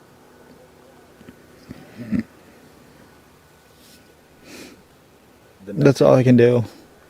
The message is still, if anyone knows anything. If anybody knows anything, just come forward as soon as possible. 2 little kids are still out there. I want to find them. That's really all I can do. Still searching every day. I'm waiting for information. I have to let them do a lot of their stuff with the aircrafts and everything else, and dogs, and searchers. There's a lot of stuff that needs to be coordinated, and I can't just go running through the woods. I want to, but I just can't right now because the search is just so far out. We were searching. We covered everywhere possible. Even in the first day, we did. Even with me running through the woods, I was ahead of the helicopters and ahead of the drones and stuff like that. Screaming as loud as I can, just until my throat hurt. Running through water that was up to my waist. And as soon as I got back, I wasn't allowed back in the woods until a man dressed in military outfit said I could go back into the woods. 4 days into the search for his missing stepkids, Lily and Jack Sullivan, Daniel Martell is pleading with the public to keep their eyes peeled. But he has begun to lose hope they are anywhere in the vicinity. I hate being wet and cold, so they immediately would have came right back into the house. The only 2 prints are right beside the house facing the road, and then that's it. Martell wants the search to be extended to include provincial borders in case the children were abducted, a reality he says is becoming more and more likely. Post any officers they can get at the New Brunswick border, and PI border, and get them at every airport possible. Martell confirmed that when the 2 children went missing from the home behind me, Lily was wearing a pink shirt and pink rain boots. She was also carrying a white backpack with strawberries on it. Martell says although he didn't see Jack that morning, he is believed to be wearing a brown shirt, brown pants with a pull-up diaper on underneath, and blue rain boots with dinosaurs on them. He also refuted the claim that the 2 children are nonverbal, saying while they are on the autism spectrum, they are quite trusting and say hi to everyone. According to Martell, his side of the family are currently the only ones at ground zero after Lily and Jack's mother left the county Saturday. But still, he remains, begging anyone with answers to come forward and bring... All right. Go ahead there. Sorry, my husband had to come in the room and do something. But Okay.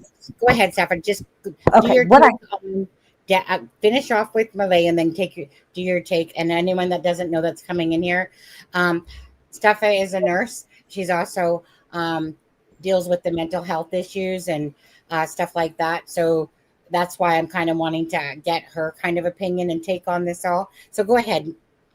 my one thing that I've always wanted to say something about is when she says they have possible autism, because they come in pairs. they have possible autism. I think the word she used, not extreme, or was it She said extreme? possible. She Yeah, said possible, but it's not like extreme or bad. Like, what Right. was when she used? And I'm like, oh, since when do we? Is that like if your kids, if the pediatrician had ever said anything to you about autism, they wouldn't have said extreme autism. That your kids don't have extreme autism, or that we're going to test them, but I don't think it's extreme autism. That that makes no sense. Because your kids are struggling in school, your doctor would never say, "Oh, I think they're yeah, they have autism, but not they might have autism, but not extreme autism." Behavior or learning disabilities does not mean you have autism. People are Right. saying too young to diagnose. Well, they can diagnose, I think, by age. Yeah, definitely by age 6. My friend's son, they knew he had it by like, I think 4 or 5 years old. But he had to go through like a year worth of a diagnostic testing through a children's hospital. Like, you don't say in his diagnosis on the spectrum was not extreme autism, although he's high on the spectrum. There was nothing about extreme autism. So it's that wording just irritates me, which shows me that I'm not saying that no one has ever mentioned being on the spectrum or autism. I'm not saying that. But yes, I know there's higher functioning than others. But there's what I'm saying is she's basically saying, well, it's not too bad autism. It's like, it's like okay autism. Like that is not how a doctor would explain it to you. That's all I'm trying to say. Okay. Mhm. I'm being Okay. good. That's what Okay. I wanted to say about that. Okay. Yeah. Okay. 1 second here. Um, 1 second. Yeah, Kent. I know you're on more on the Daniel side there, or against Daniel side there. Again, everyone's See? entitled to their thought. No, Kent over there. All Oh. right. Like, so it's the thing is that just like everybody, I just go on what I'm seeing, and I think that, and I'm looking at the poll too, actually. So the poll says that they all are apart, 39%. Is Malaya setting Daniel up, 24%? And this is based on 243 votes, okay? Is Daniel being played for a fool, 16%? Did the mother of Malaya plan this, 21%? So really at the moment, the most consensus obviously is 39%, that they're all part of it, in type of thing. I myself see that a little bit differently. I think more like Malaya and the mother, and that's not taking it lightly for myself either. That's just like looking at everything and going, what really is the most truthful line here? And don't get me wrong, it's like me and Charmaine have flip flopped about Daniel a few times, always wanting to believe him in his words. But honestly, I just look at what makes the most sense about this, and the alignment of it all. And do I think that they're all like that? Daniel's lying about stuff. Absolutely, I do. Um, do I think that Malaya um, is lying way more than Daniel? And see, it really just boils down to something happened to Jack and Lily. And what is the most oddest thing so far in this case? Would you say, meaning between these adults? What do you think is the most oddest thing to you in this case? Let me count the ways. Okay. Okay, Well, okay. We have a discrepancy in the timeline. yeah, According to the 911 call, they say 8 o'clock that the kids went missing, and it was called in at 9:40. According to the text message that you have, it says that what's her name was on her phone, not laying in the bed with the baby, and running up and jumping up to check on her children, and that really she was on her phone when Daniel's walking outside to check for the kids, and his mom's coming out and sees oh my gosh, mind blank. the- Sees with Malaya, and looks at her, and she has that look about her about being, deceptive, and then all of a sudden, well, then he's going to stay, or he goes tromping in the muddy water. He does all these things instead of, just taking a look, because how far can a 6 and a 4-year-old go within a 30-minute? Because isn't that what they said? It was like 30 Well, minutes. 20. He said 20, but the 20 minutes. dispatch said that they, based on the profiling, that they could have gotten 6.6 kilometers. And that's because we know that they're going to be using the 8 o'clock timeline. And right, because like I said, obviously, there's lying going on there. There's mistruths going on. And now don't get me wrong either, is that I'm clearly aware that Daniel is saying these things. Does it make it all true? No. Again, I'm very much aware of this myself. Like I said, I didn't fall off a donkey. I wasn't born yesterday. I'm looking at everything. But then you start taking what is put out there and what makes the most logical sense to why Jack and Lily disappeared. Right? So it depends on what your thoughts are about how they disappeared. Most people don't believe that they're in the woods. Some people might believe that it's still possible for an abduction. I find that it's possible, but it's so low on my radar scale, it's not even funny, right? So my gut instinct in this particular case, hypothetically, my opinion, my gut instinct is, after looking at all the information, and remember, Kent, we have more than you on that. So it's kind of like there's some hidden things that you guys don't know that me and Charmaine can see.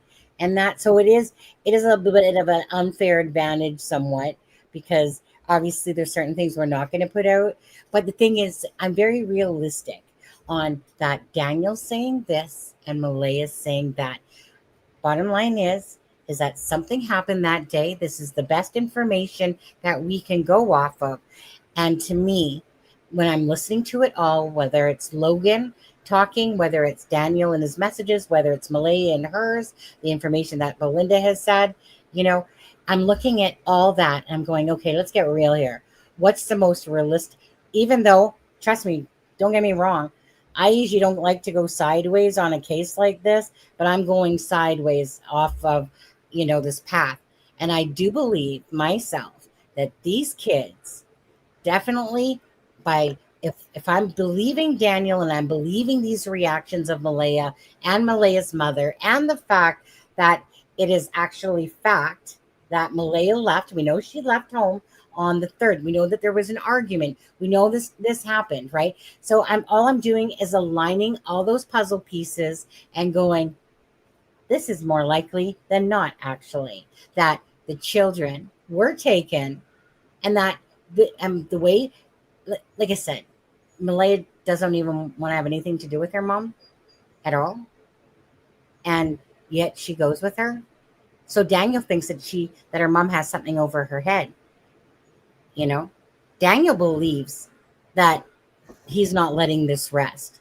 He clearly says in his text, I wish I could tell you the more details about Malaya's family, however he put it, but something exactly like that. Right? So it's not like he's going, so I can understand that he's going, oh, an abduction. Yeah, I'm going to push for an abduction because they're not in the woods. I've been through the woods, can't find shit, and the searchers can't find shit. So what's the next best scenario? It's not going to be, oh, I'm going to blame my freaking girlfriend here. You're not going to be thinking that. You're going to be thinking, well, must be an abduction then. And she's sitting there going, yeah. That's not my kid's blanket. I left with my mother, even though whatever, literally bolted on him, left him high and dry. That's how I'm seeing this. And that's why, to me, that makes sense, that there's a reason for these actions, and that those actions have to be because of manipulation and lying. And that these children don't seem to me that they were just out on the road and somebody drove by in the middle of whatever and poof, gone. Again, there's going to be more to this, obviously. They're looking for dash cam on Gairloch Road between those days. Well, bizarre. No, Wow. it's not bizarre because they're Me, it looking is. for any family member that or a friend that came up that road that had visited the home. Like, you think that maybe they think that a couple of days before like a family member was going up and down checking things out. Oh, definitely. Like, Gotcha. meaning, things don't sometimes just happen like that. Maybe somebody comes over to visit, whatever, maybe not. All I know is that they're looking for the camera footage on Gairloch Road. And then again, so you just add that to the equation about this whole suspicious disappearance. And what do you come up with to me? Right? It's like I said, looking at the messages, using the brain cells, and then going, okay. So now what Daniel said here makes sense to here, here, and here.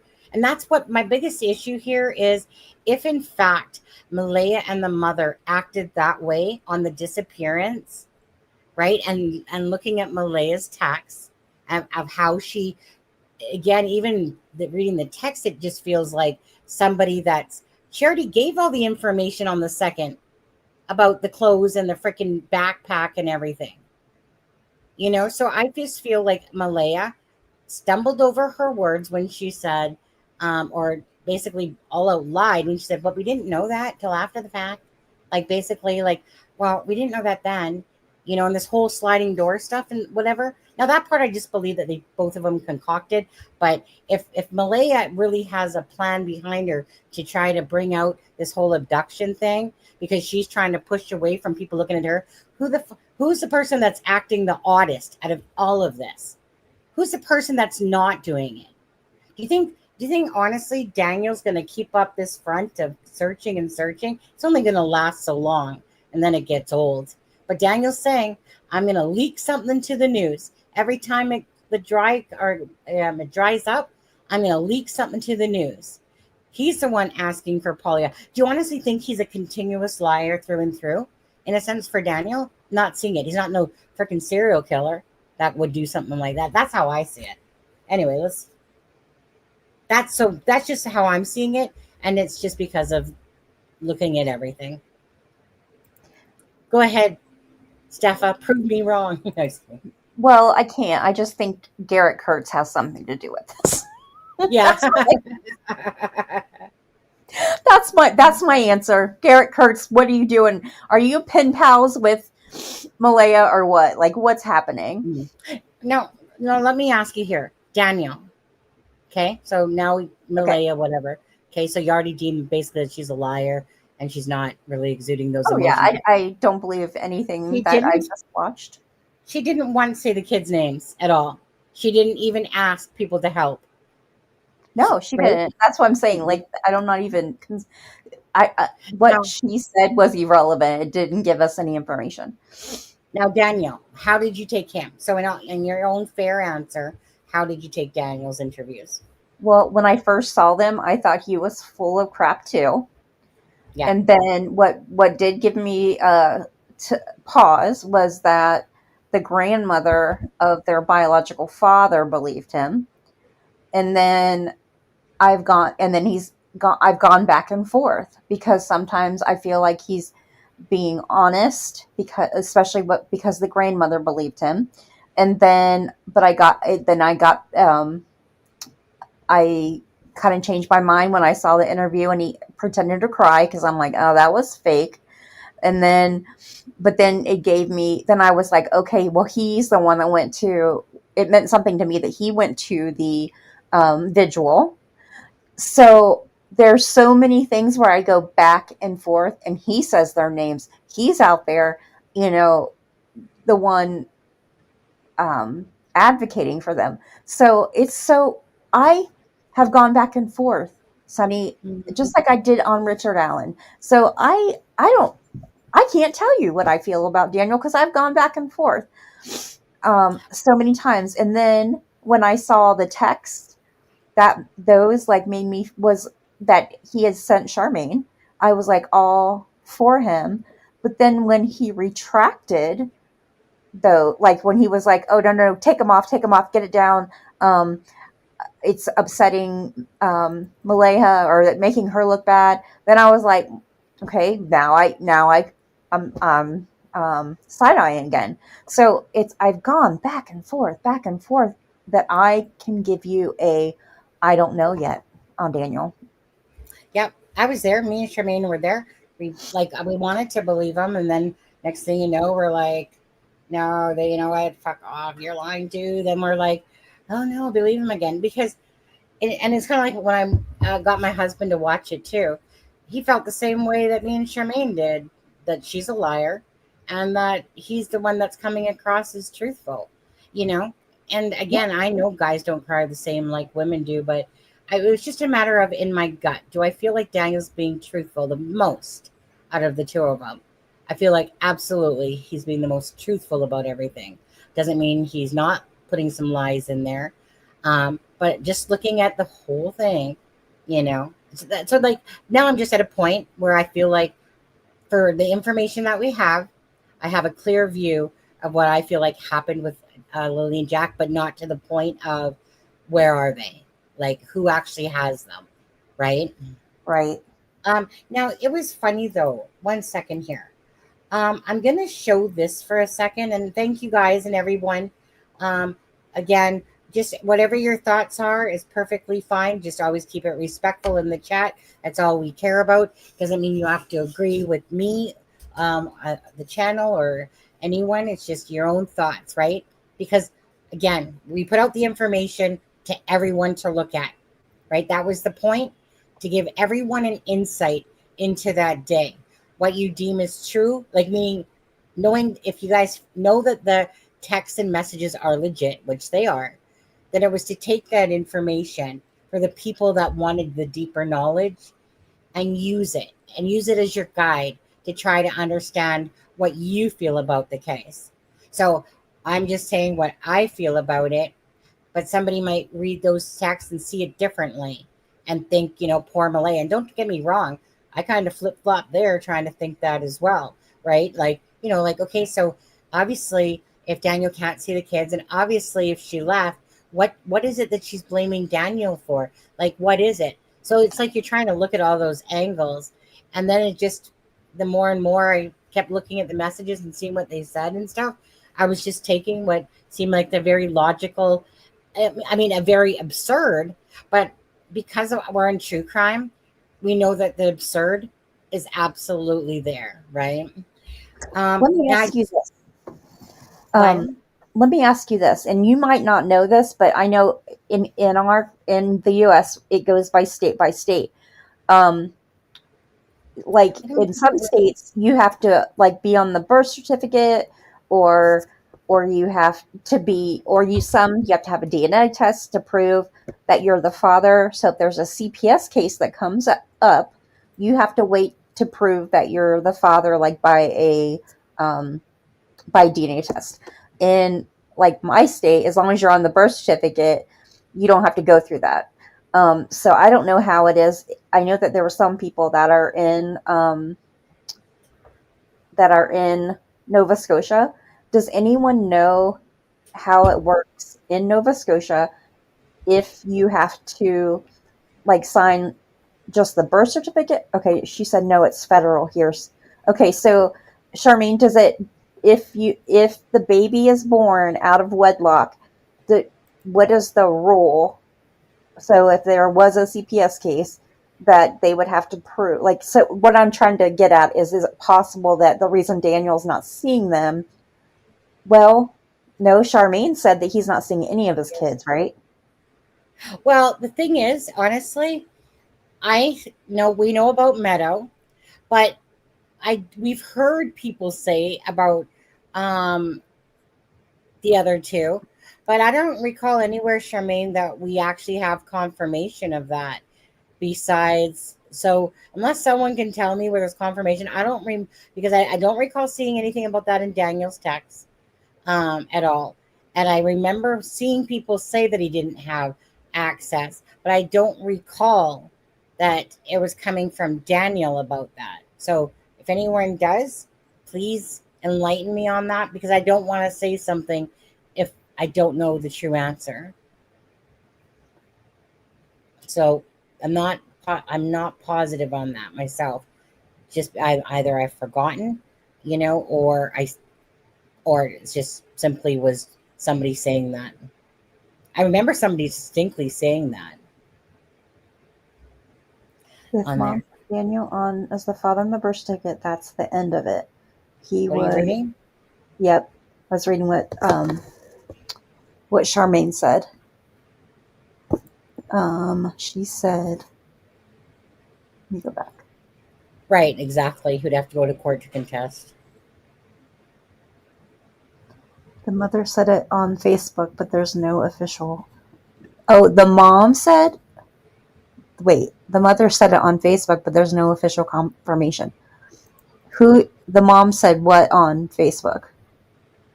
And which mom? I think he would be talking about Cindy. No, it couldn't be Cindy, could it? Was it Cindy Kent? Are you talking about his first set of kids' mom? No. Oh yeah, that's what. Yeah, the mother said it on Facebook. But which mother? Clear that up, please.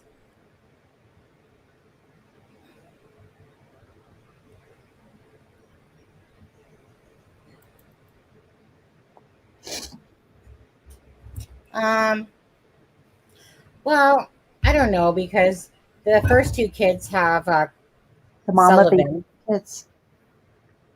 Oh, you're talking about Christy. So the mom of his first set of kids said on Facebook that he's not seeing them right now. Interesting. It does seem weird. And then I don't really go to her Facebook though. Maybe I should. Charmaine said, I'm sure he said it when he said CPS wouldn't let him see his kids. No. Well, maybe if you said kids. Maybe if you use that. Hey, Mark. Now, I just want to show you this picture right here, guys. So, in the article, Daniel said that he gave the police because of the request by Malaya for some stuffed animals. So, it was Lily's white unicorn, Jack's blue dinosaur, Meadows' white giraffe, and Malaya's pink teddy bear. So let's see here. That's so sweet. That's probably my favorite picture that you made that. Yeah. I love it. Well, I'm just trying to find the 1 second. It was right here. Hold on. So missing kids right here. Okay. So Rcmp scale back the surge. Mr. Martell said he handed over some children's stuffed animals to the Rcmp at the request of Miss Brooks Murray, Lily's white unicorn, Jack's blue dinosaur. He said he also gave the police the baby's white giraffe and the mom's pink bear. Mr. Martell told the Globe that the police advised him they were bringing in cadaver dogs and Rcmp divers and search near Lansdowne Lake. Anyways, that's what was said. And then right here, it says, and this is just this article because you guys have to truly trust me on this. You can't just believe in the article word for word. You guys can very much know, and I know this for a fact during the Nicola Bully case, is that I could literally read the wording is put different. And then people dive into that one word because this article said it that way and this article said it that way. Happens all the time. They twist words around a bit. They mistakenly say something that, kind of like that one article, right? Where it said that Martell said he heard the sliding glass door. At no point is that true. Because, right, you'd be a freaking idiot to say that he heard them. But anyways, so when you have one article versus 50 others that are saying opposite, who are you going to believe, right? So anyways, it gets twisted around. But here, let's see. It says, hold on. Rcmp search dense forest, blah, blah, blah, blah, blah, blah. Basically, at this point, they just want to look at any tech. Okay, that afternoon, the family drives. Okay, which was his brother or whatever. The afternoon, a friend drives him to the Children's Protective Service office in Stellarton, when he requests to see his 16-month-old daughter but is denied. As of now, I can't be around Meadow, he said during an interview. Like, this guy is literally just, honestly, this guy's given more information that most people would frickin' hide. How many men are going to go, well, you know what, I can't see my daughter. Child Protective Services said I can't. Oh, great. I look so awesome saying that. He seems to be this, just, like I said, to me, I'm going to take him back as a truthologist type person for the most part. Not fully. That'd be like saying I'm a truthologist and I never ever tell a lie. Of course I do sometimes, right? It's just, I'm never big whoppers, but sometimes you tell little ones like, Right. Oh, sorry. You know what? I got plans with my sister. Sorry, I can't. Yeah. Like I do stuff like that sometimes when I need to, because you don't maybe want to make the person feel bad or you just make up shit. It's really for our own selves, really. Right. I mean, I heard excuses today and I'm just like, yeah, whatever. Right. I heard excuses yesterday and I'm just kind of like, yeah, whatever.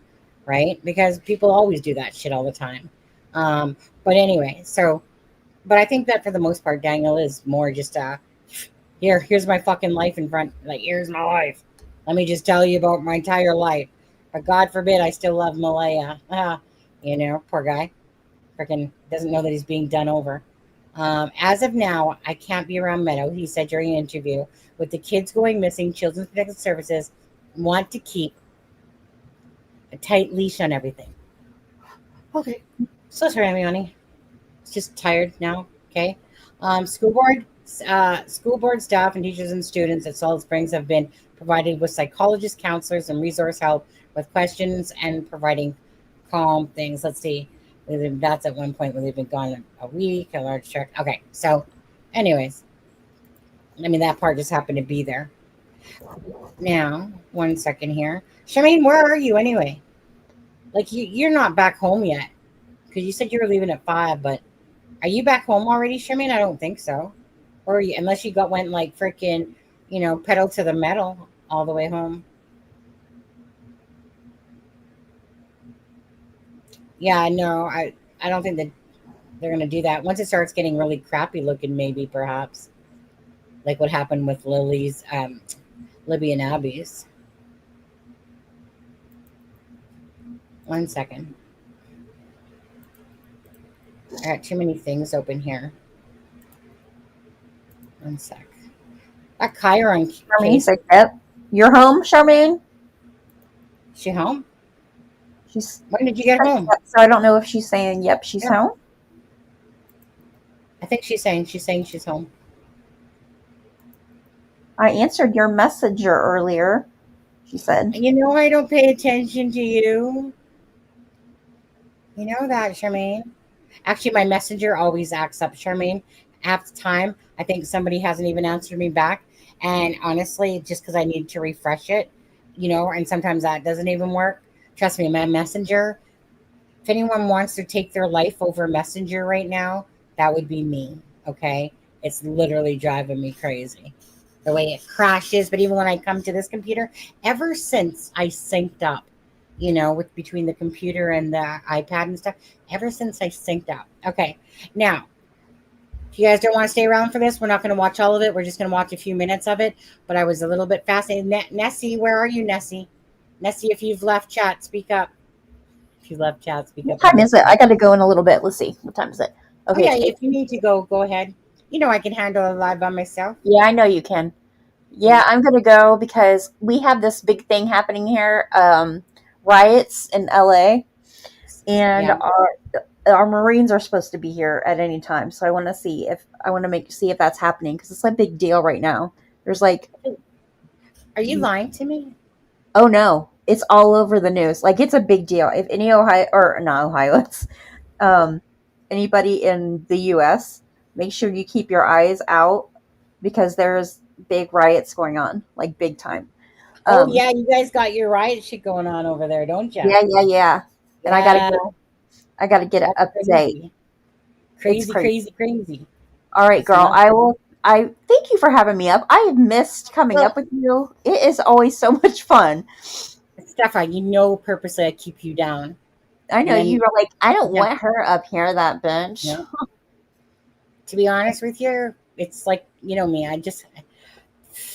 it's like if somebody says to me, hey, can I come up there and join you? I'd be like, yeah, okay. Don't know? listen to her, y'all. She don't want me up here. She's like, no, Okay, no, get off the no. stage, Stepha. Go on now. Go do your stuff. Go on now. All right, love you, girl. And Okay. I gotta check the thing in a minute as well.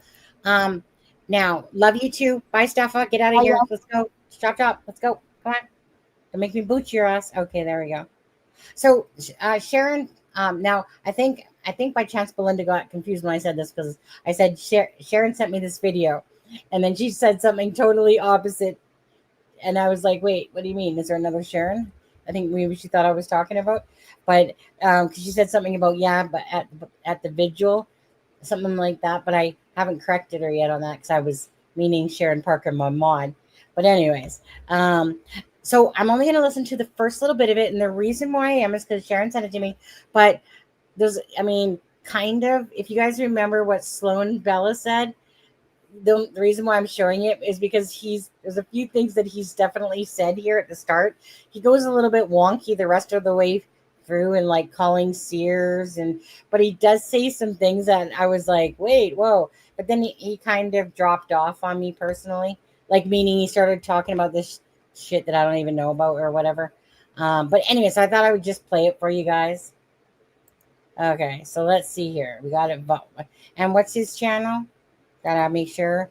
Okay, this is called, his person's name is Richard Cardinal. So that's his channel there. I'll drop the link for it because that's the right thing to do.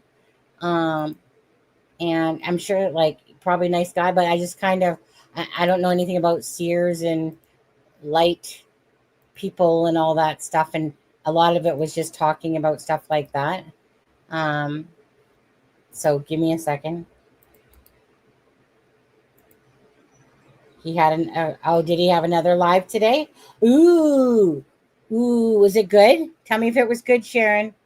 It has to be good because I don't want to, like, a lot of that stuff I don't know. But anyways, listen to what he says. And I was like, oh, isn't that what Sloan was just saying?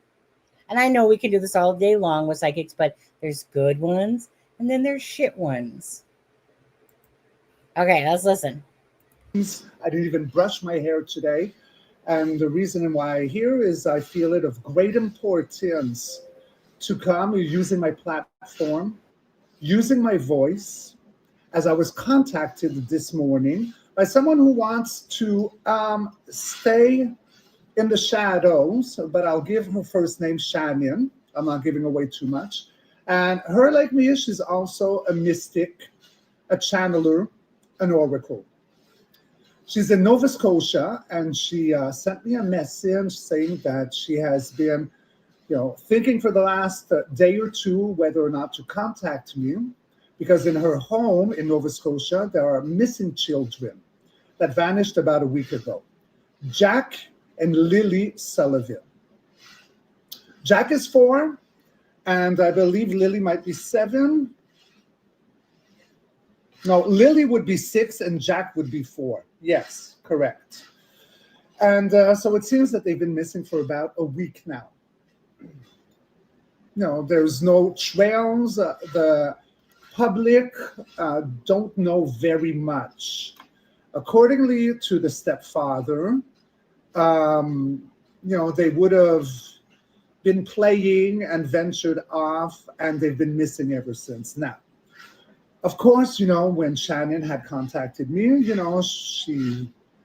knows me. She watches our videos, right? So she was so kind in saying, like, if this is a subject that's too dark for you, I understand. But no, guys. When it comes to the missing little ones, if I can use my platform, my gift to help locate little ones, I am going to be 1,000 miles on it. Hence, I'm not brushing my hair. I'm not putting my bijoux on. This is important. This is not about glamour. So what I did do is I tapped into it this morning, and I felt that the children alive, sedated, alive. There is no, I don't detect into the red stuff, okay, so blood. So they are still with us. I feel them sedated. I feel Jack more cocooned, more going inwards right now, whereas Lily is a little bit more active somehow. Is she putting on a front to be tough or parental for her brother, perhaps?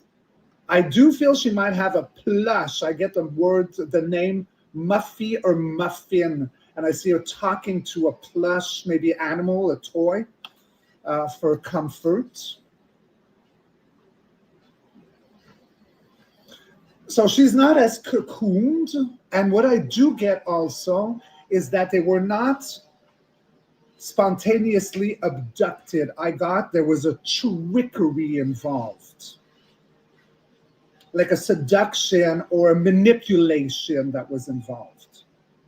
I see three people. I see, and this is as I was talking to my fellow oracle this morning in Nova Scotia. There was a lot of, we were on the phone for over an hour and we were traveling together and all that. But main culprits would have been one, a very large, bizarrely large man, not intelligent, low IQ. His purpose is to scare because of his size. It's abnormally big. There is a small woman, and then there is a third party, a man, younger, skinny. Skinny man, not important. Big fat man, he's like the scare tactic, maybe the driver, whatever. The lady, though, oh boy, did I tap into her. We are talking about the old crafts here. Okay, so there was spell binding put around Jack and Lily Sullivan.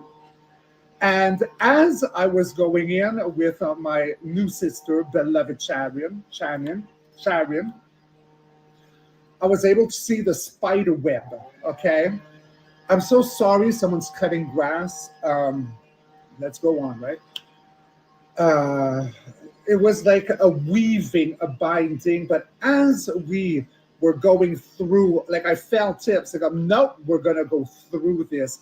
And we did break something, okay? And I could feel that smaller lady. She felt us come. She tried to resist, but she could not. And in that moment, I could feel especially more Lily, okay? Like strobing a little bit. So whatever they were under as a form of sedation, she feels brighter all of a sudden. That lockup has been dissolved. Is it completely dissolved? No, because I can feel that lady, she's like working really hard at rebuilding it and playing like a camouflage thing. Now, they had plans. I saw that the children were to be delivered today and they were to be transported. Now there was a change in plan, okay? Because of that dark lady, okay? She saw what we did, and they changed their plan. Now, it's very important to know that what I saw and what Sharon saw, Shannon, is it is a white rusty van. And I have notes here because I don't know Nova Scotia, guys, but what I tapped into, okay, is that, okay, like I say, they are still with us. Possibly being kept in containment, okay? I got the feeling of cold metal underground. It felt like, and I've never been in a submarine, but it felt like I was in a submarine. So I felt the cold, the dampness, the cold dampness, and it was tunneling. Okay, so metal, cement, I felt like I was inside of a submarine.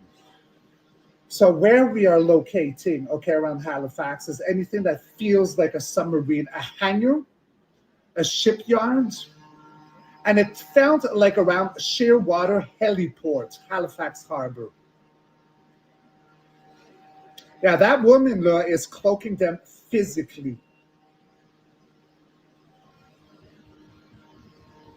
So the movement was planned possibly towards Shearwater, or even destination. What I got was Del Rio. And then I didn't understand, like Rio de Janeiro, or Then it's like, no, no, no. And then I Googled this. I saw Del Rio, Texas.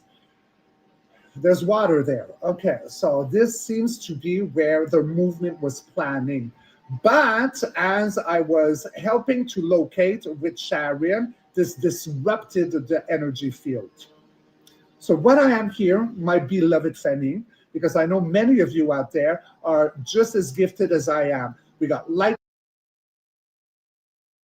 That's where I am going to stop it, because that's where he goes like a little bit, on this stuff. And, and again, if you don't believe in that stuff, that's totally up to you whatsoever. And I personally believe that people are gifted, certain people, for sure. I've seen it myself. I've experienced it, and I've experienced about the other side as well. So, it's one of those things, right? Again, not everyone believes in this stuff and whatever. My husband will tell you about ghosts that he saw, but he doesn't believe in like the spirit worlds and stuff like that. And I'm like, so you're calling me a liar? And he's like, no. And I'm like, well, you kind of are then, because if I'm telling you this and you're saying that you don't believe in it, that means that obviously I must be making it up or something. And he's like, no. So you can't have your cake and eat it too, husband, on there. But anyway, so each to your own on that stuff, right?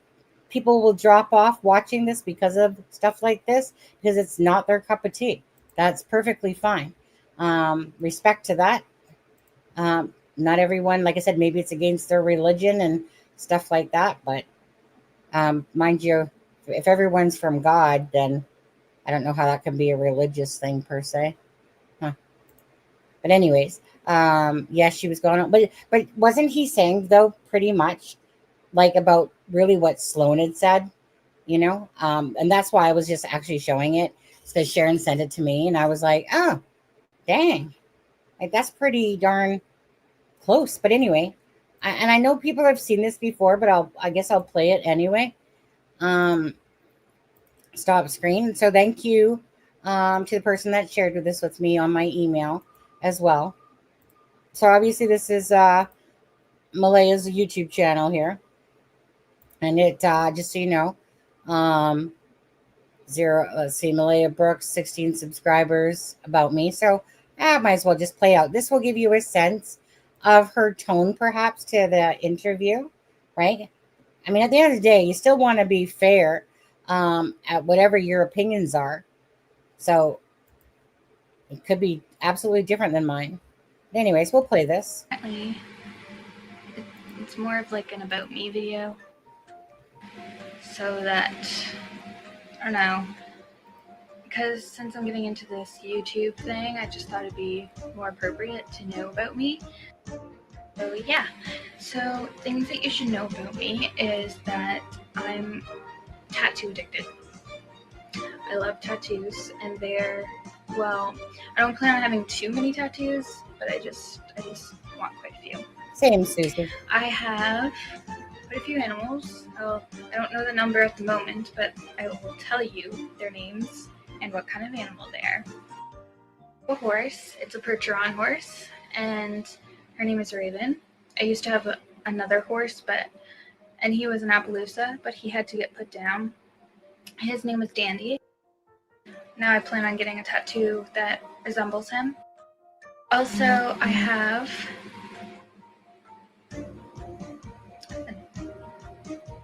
can't think right now. I have a golden retriever dog named Kavai. He looks like a monk right now because we had to shave his head because he got hot spots, and if you want to know what hot spots is, look it up on the internet. I have a little Shih Tzu named Gabriella. She's something else. This cat named Mittens. He's got no tail, and he's just Mittens. 2 betta fish. One's name is Neo, and the other one's Bubbles. 10 years ago this was.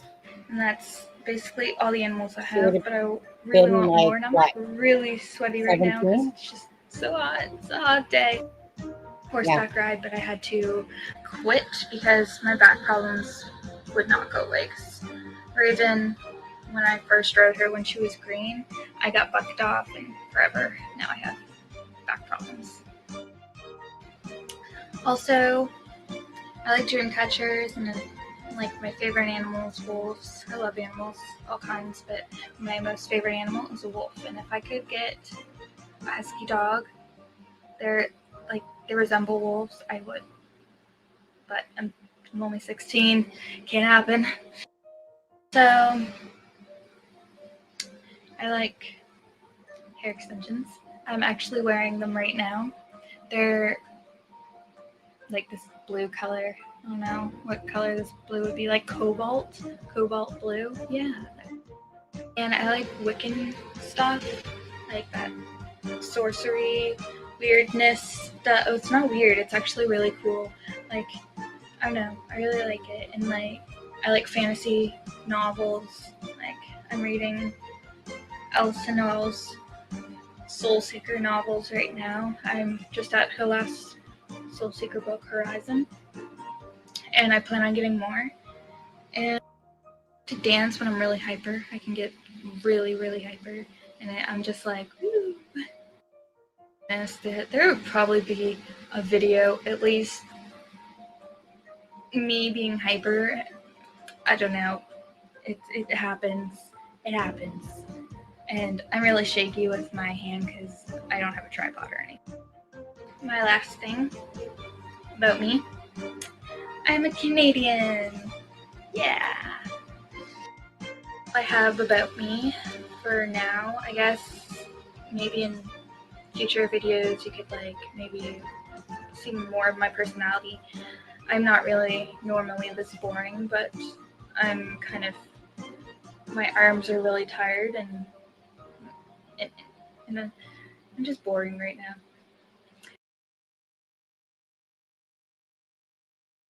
Question to you guys. Do you guys feel like this, even though this is 10 years ago, do you guys feel like this is somewhat, like we're in a whole different situation here? Obviously, 2 kids aren't missing, but do you feel like the tone of her is representative of the interview? Typical teen. She comes across very sweet. And that's just it, right? Maybe perhaps like what Sloan said is that, it's almost like maybe Daniel's right. Maybe she has something over her head, right? Why would she go with her mother? But maybe this is one of those things where she thought she was doing something good, and it wasn't. Who knows? Who knows? Because obviously here she, looks like a typical teen, like you said. Sweet. Seems anyone that usually loves animals is usually a pretty darn good person. And I'm not trying to actually say that Malaya is a bad person. What I'm saying is that I still believe that she absolutely has involvement. Now, whether that's through, hypothetically, through the mother, and she thought she was doing something good. Maybe she was just tired, right? Maybe she was just trying to, who knows, to be honest with you. Like I said, if you're in a state of depression, who knows people do fucked up things regardless, right? People can do fucked up things. And that could have been the case that happened here. And she, like Sloan says, she doesn't want to get caught in the lie, and the lie, and the lie. And maybe that's simply it. Started off as this, turned into what it is now, Yeah.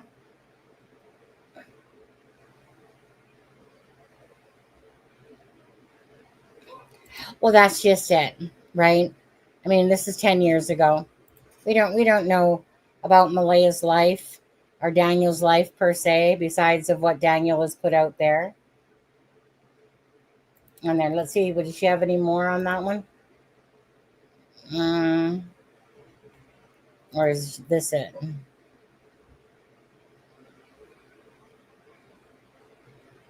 Okay, so we just watched that one. What's this one? Hi, Skedaddles. Hey guys, it's M14 here. We're back with another video. I couldn't find the tablet for a while. But Skedaddles, this is YouTube. Say hi. Skedaddles, are you gonna say hi? Not sure what this is, but okay, just blink your eyes and do you like camera, Skedaddles? No, don't walk This away. is the You're wrong gonna one. be okay. Hold on. I don't think you want to watch. Yeah, well, okay, well, go back off that one because that's, I think, okay, so this is. Hi guys. So, oh sorry, the camera's a little shaky. I'm using my phone. Today is the last day of summer, and it's kind of depressing, but I'm keeping positive about it. One of my friends are going to my school now, and I'm pretty bummed. And I have some people coming over, Nate, and they're just coming over to hang, Nate, Mike, and Yola. Yeah. They're coming from Sheet Harbor, and they're gonna just come and chill with me for until whenever, I guess. So, anyways, back to the whole school thing. Oh yeah, boring. Anyways, so yeah, today's the last day of summer, and I'm spending it positively, even though summer went by pretty quick. Very quick. It was not fun. I do believe that summer should be longer, but they're saying that they want summer shorter, so yep. So I'm just gonna chillax for today. I am Beth in the Hedgehog. Oh, she stuck her head under the water. Her name is Peep. She likes to puff and make noises. She's not that friendly. She doesn't like you to pet her. What? Want the toothbrush? Nope.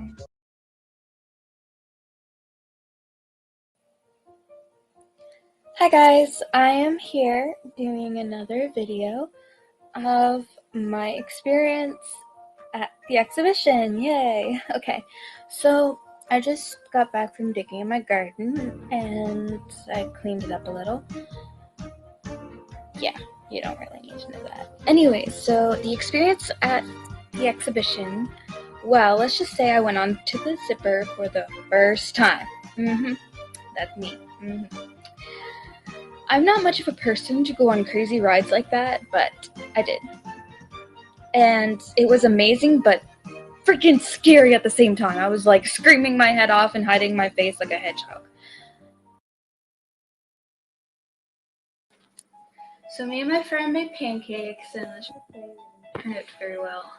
I think we added way too much freaking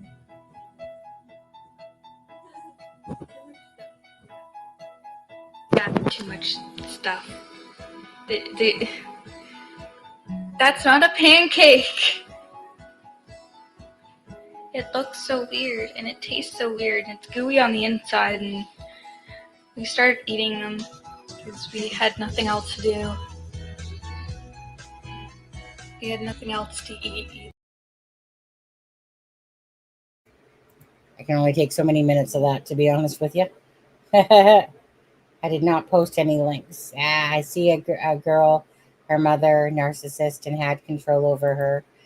Didn't like the path. Like I said, Belinda has said that when Malaya was with her son, that it was like the gift to be a mother and stuff like that. So who knows what her family was like. Daniel portrays it like basically the evil, wicked mother-in-law, basically, that didn't like him, controls Malaya, and that Malaya literally a couple months before this said that she wanted to basically, do you think I should stop talking to my mom because, didn't have obviously a good relationship.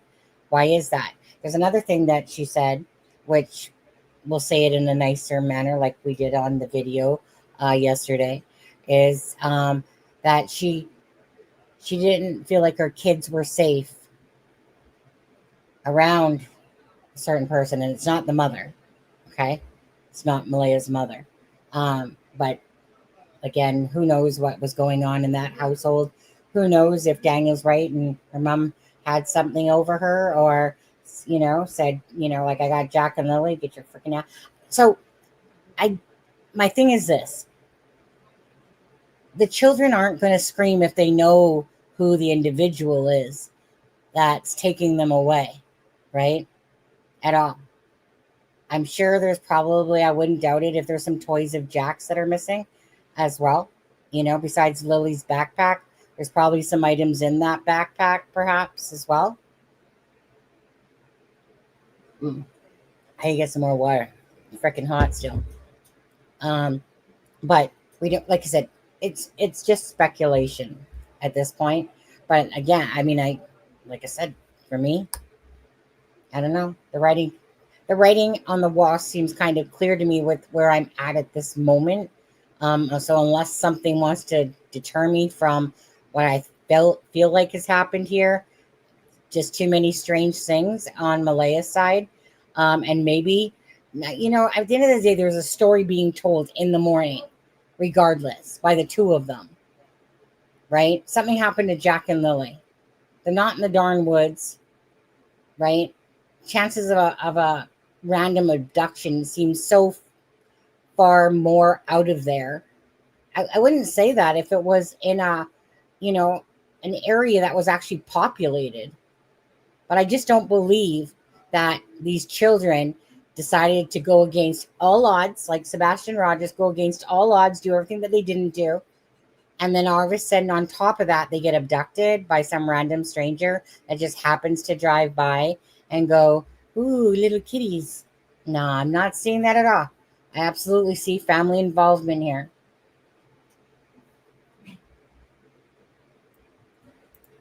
I still say planned to have someone take the kids for whatever reason, maybe just to get them out so she could leave Daniel.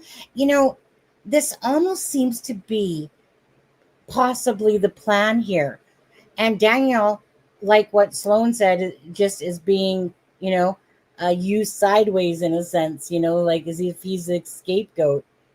And honestly, when you listen to kind of Daniel and his messages, it's like I said, I just tell the truth, but here's the truth.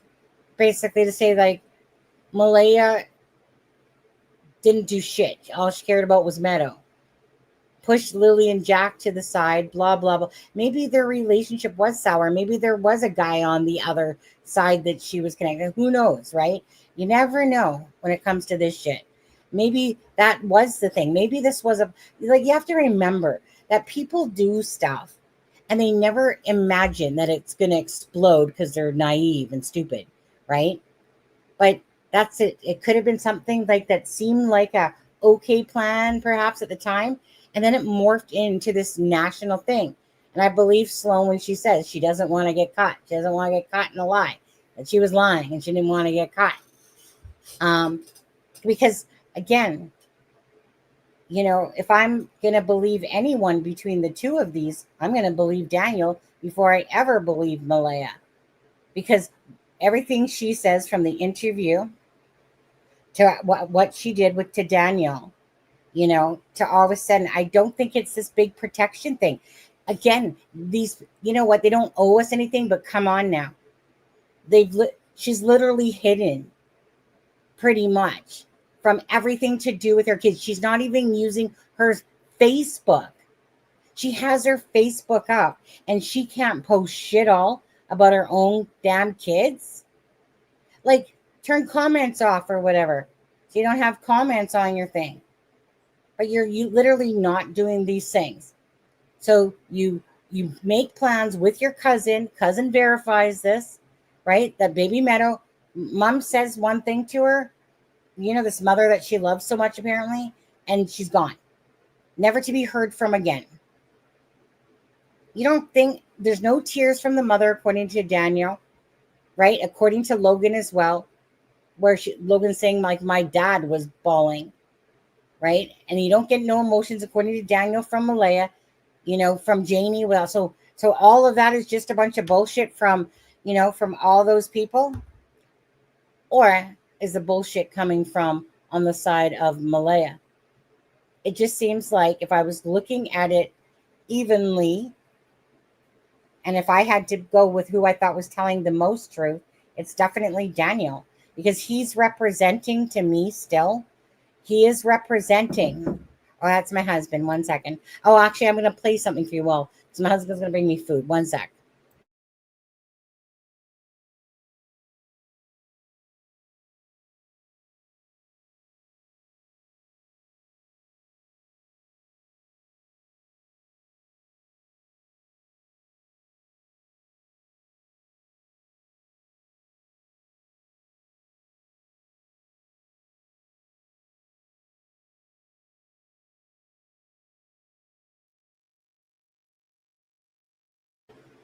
Okay, again, if you're not into this, this is Trish James. I've talked about her quite a few times. It's because I find her just down to earth. You know, she's not like some of those ones that are just out there or whatever. I just find her just down to earth. But I'm going to try to eat. My husband just brought me dinner. So I'm just going to play this, and whoever stays, stays. Again, but regardless, if you leave, please make sure that you've hit the like and the share for Jack and for Lily, just to keep their case out there. Okay, guys? And like I said, so whoever stays, stays. But I'm just going to eat and play this. I like her. She's not flaky. No, she's just, like I said, whoever hasn't seen her, maybe you'll like her yourself. There's a lot of people in here that actually do watch this stuff. Right, Ken? I'm going to start it from here. Coming out. So we've got here, this is the walking on a dark road. Okay, so I'm going to shuffle now, lay these cards and see what the cards want to reveal about this case.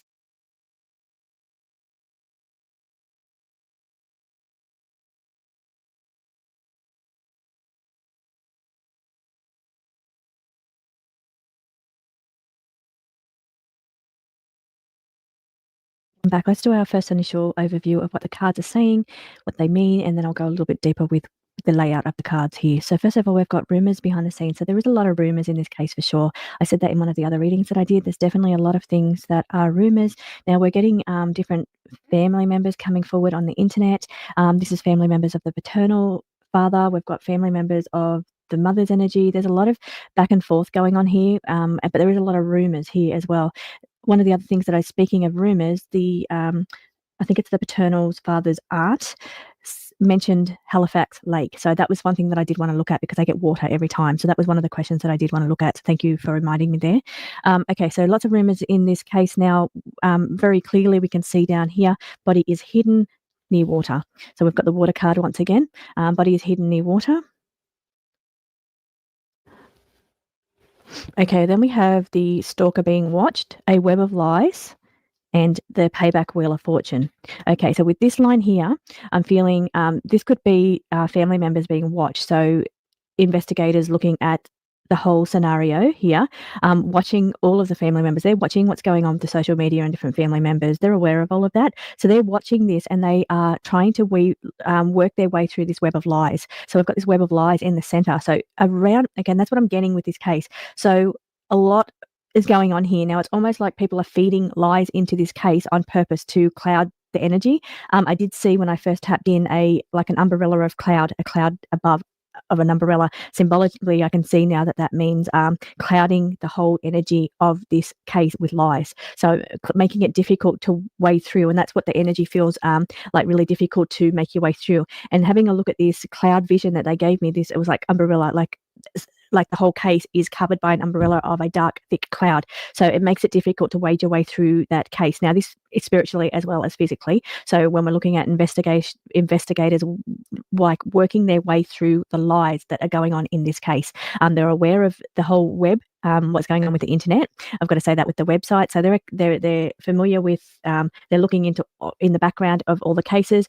Rumors, there's a lot of rumors here, and they're trying to wade their way through this thick cloud of lies and misinformation, and they're looking at each person that is involved here. So not so much involved in the case, but involved in saying these things, such as family members that are coming forth as family members, whether they are or not. I'm not here to dispute that in any way, but what I'm saying is that what I'm getting out of this thickness, it's like it gets thicker and darker. So it's like the more that comes out, it's like another piece that is just difficult to put together. So this is from an investigation point of view. It's like they've got to wade their way through this thickness and this darkness, this web of lies. Okay, so the Wheel of Fortune. payback, it says here. So Wheel of Fortune and payback. So this is the card that I do probably need to validate out of it, all of the cards. The Wheel of Fortune in the tarot, it can, guilty.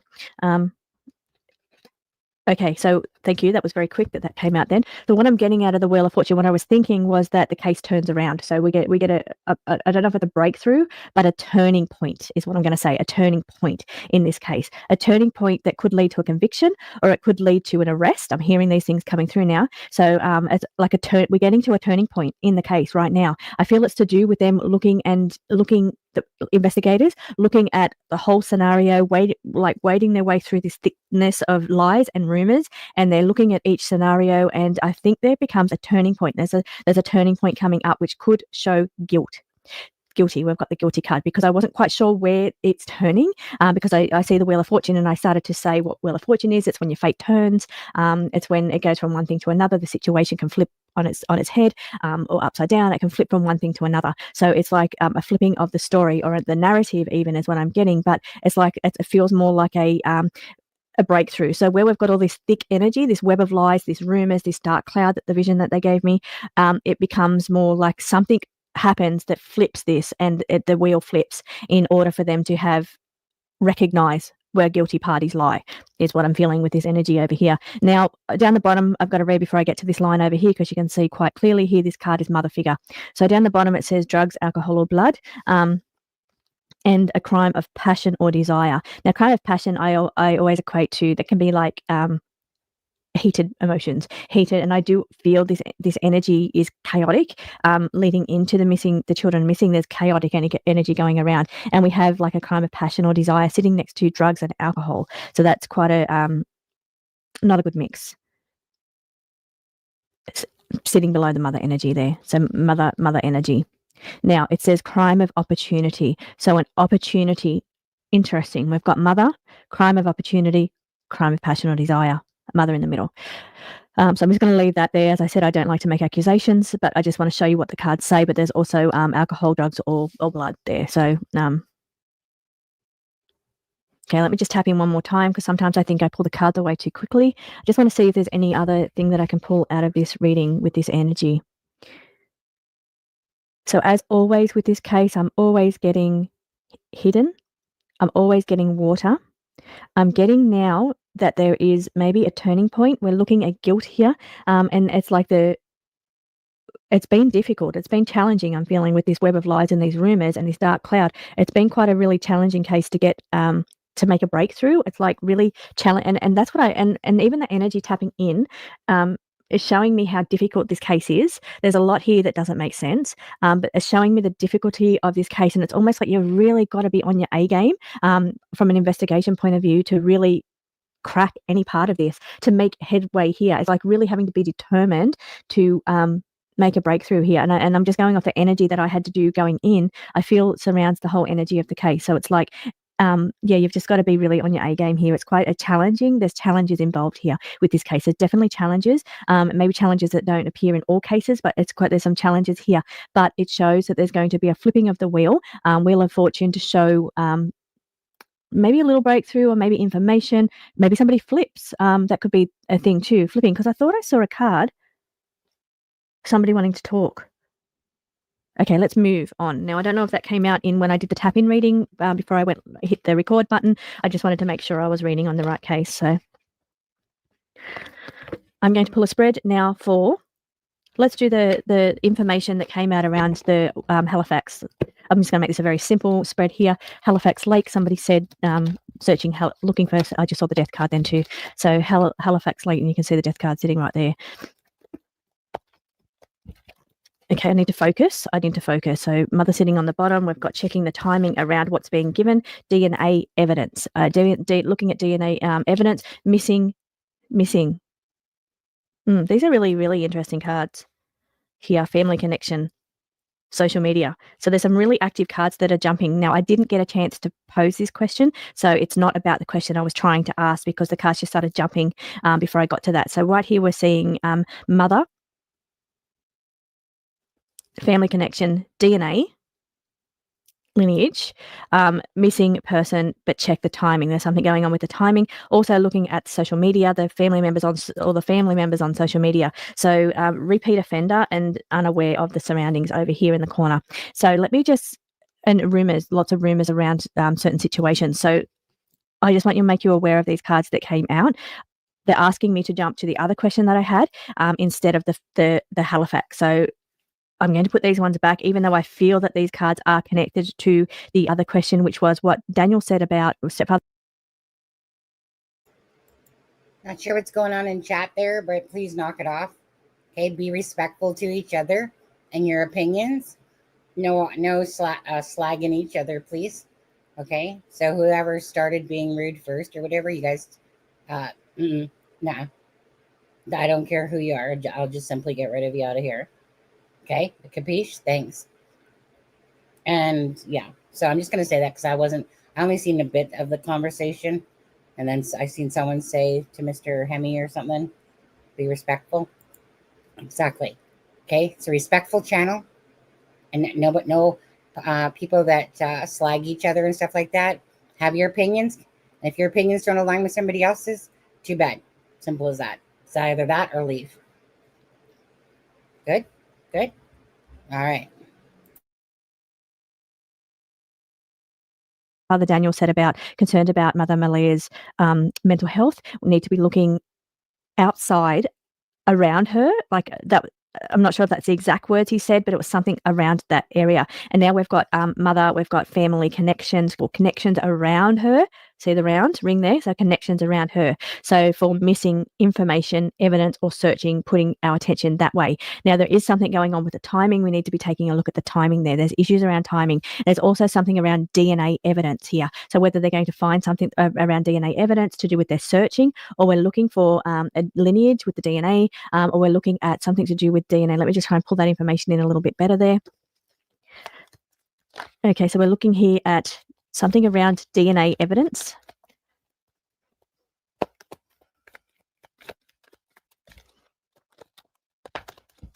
And somebody wanting to talk. So I knew that card was sitting in the energy field somewhere. I didn't know if it had fallen out or if I said it. I just knew the energy around that was there.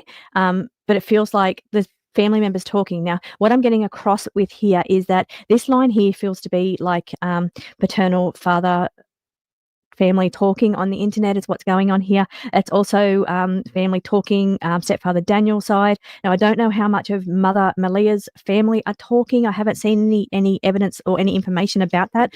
But what I'm getting is this feels mother energy. This feels internet energy. Outside energy. So somebody talking too much, family talking too much on social media. Okay, so whether that's a good thing or a bad thing, it's being looked at. We saw that looking card there, but what the card... I'm not here for anybody's drama. That's that simple. If you want to unsubscribe and leave, there's the door. Go right ahead. But I'm not sitting here fighting immature battles, okay? If you don't want it, then all you have to do is literally hit block the person so you don't have to see any more of their stuff. So be adult and know how to use that little block button. You don't want to listen to somebody. But I'm still not going to put up with people disrespecting in the chat each other. Not going to happen. I don't give a stuff. This is about Lily and Jack. It's not about you guys, okay? In chat. Sitting there going off on each other because you guys, want to be rude and stuff like that. So I'm going to continue playing and grow the heck up some people. Now. Are saying there is that family members on social media are talking too much. There's a lot of that going on in this case, which is really interesting. But up here, meanwhile, we're missing these children. We're still searching for these. Hold on a second. Hemi, are you being a jerky? Are you being a jerk off?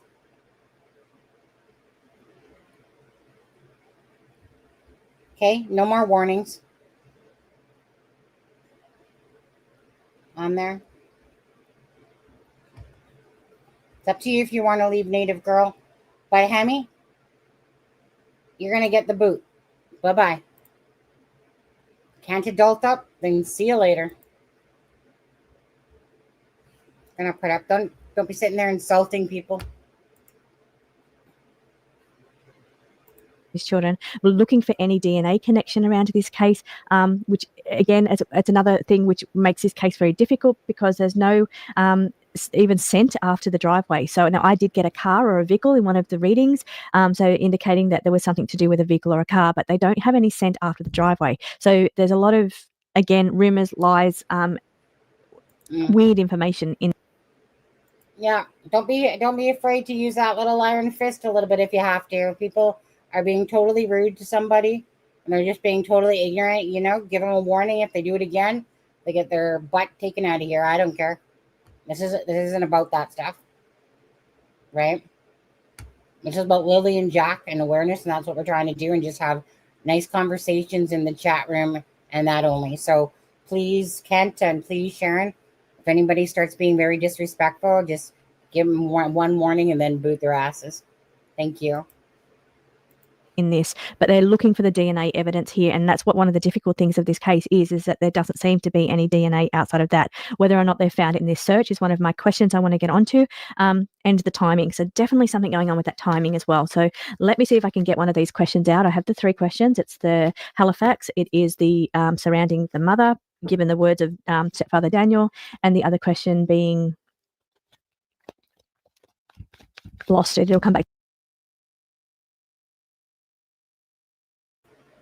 Yeah, no problem, Native Girl. Honestly, I only caught bits and pieces. I wasn't really sure what was going on at all. All I know is I saw somebody say something. So yeah, I don't want anyone to be disrespected by anybody in here. And like I said, so the mods, if you see that, give them a warning, and then their asses can be grass. Again, it's not about their views and clicks. It is for Jack and Lily, of course. But if subscribers or whatever want to act that way and be whatever, maybe he's not a subscriber. Who knows? Don't actually care. But yeah, we don't want to put up with that stuff. Back to me, that's okay. A digital footprint. So looking into the digital footprint of who the vehicle. The vehicle. So as I said, I do always feel there was a vehicle. Now I also pick up in this case something that reminds me of a case around a motorhome. A child that was behind closed doors on a motorhome. I don't know why I picked that up in one of the readings. Maybe it is connected somehow to like a vehicle, like a motorhome type vehicle or something. Yeah, I'm not too sure why I get that, but we're looking at digital footprints of maybe vehicles in the vicinity at the time. Can you look at pings of cell towers, or I don't know, what can they do about that? So timing, maybe not in the exact timing, maybe if they look like in the night hours before. So I mean, it's only when it's hearsay, when police don't know if it's factual information that they're getting. They're wading their way through a web of lies here, to remember, with that card that came out. So maybe they need to look at other hours as well, looking at vehicles in the area, and using like towers to look at the digital footprint of vehicles around the vehicles as an important part there. Confrontation on the bottom of the deck. I do feel there was kind of chaotic energy leading up around this. Let me narrow in. This case shows you've got to be really focused on specific topics here. So first of all, let's take a look at Daniel's words. Stepfather Daniel's words, worried about Mother Melia's mental health, and says you need to change your focus to outside around Melia. So outside around Melia.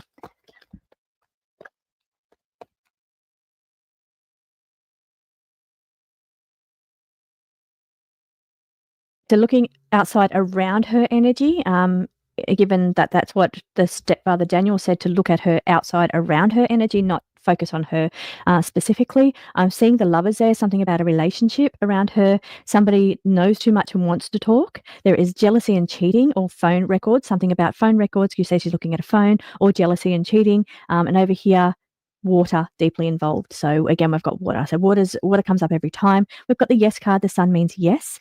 Guilty, yes. I'm just reading the cards, no accusation. This is all alleged. It's just card reading for entertainment purposes only. But let me just tell you what these cards say, and I won't make any accusations, but I'll just leave it where it is. We've got, again, crime of passion sitting here on this topic around her, crime of passion or desire. So interesting, it's come out twice around her energy. And then we've got the lovers or a relationship sitting there over there as well. Somebody around her, we're talking about the energy around her, knows too much and wants to talk. So, or Now, I don't know if anyone around her has been talking. It's been coming from other families. But yeah, somebody around her knows something. Now, it is, we've got the jealousy and cheating. We've got water connection. We've got yes, guilty. And we have got crime of passion or desire.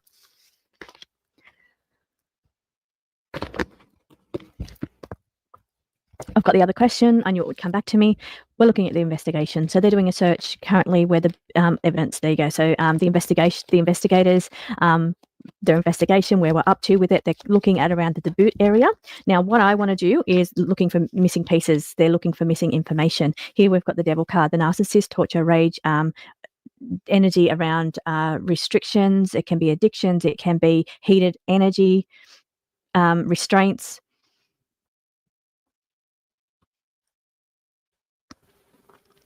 It can go into a much, much darker, deeper energy here. Now, I feel like when they're investigating, they're looking into, they could be looking as part of missing pieces to this kind of energy here of this person here. Interesting. It feels really out of place to me. It hasn't come up at all before. It's significant because it's come up. We're looking at missing pieces. So let me pose the question, because I said I've got to be very strict and very determined to get the questions out. Okay, so nice slow shuffling here as I go through, and let Spirit choose. We've got the death card there. Let's turn that one up that way. Okay, so first of all, we are looking at the investigation. They're looking at a boot print. Are they getting close? I was getting something around trying to find an accurate point or pinpoint an accurate spot for information or searching. So show me where the investigation is going. How's it going? And we're looking at that boot print. So crime of passion or desire. So we're looking at, I wonder if that's what they're looking into at the moment. Accomplices and had help. So they're looking at the people around the main characters, and it says there is a connection, and the connection. So they're looking at the connections. It's the Fool card here, and the Please Find Me. This is the dirt road, wooded area, darkness. We've got that Moon card. It's the Fool card, risk taking, but I feel it's more about the visuals on this card. But it says please find me, dirt road, bush area. You can see the trees, moonlight, darkness. So, and I just want to see what the bottom card was. Judgment, harsh judgment. Okay, we're looking at the investigation. We're looking at where the recent search is, where the boot print was found. Are they narrowing in? Are they trying to pinpoint something? Are they going to find anything?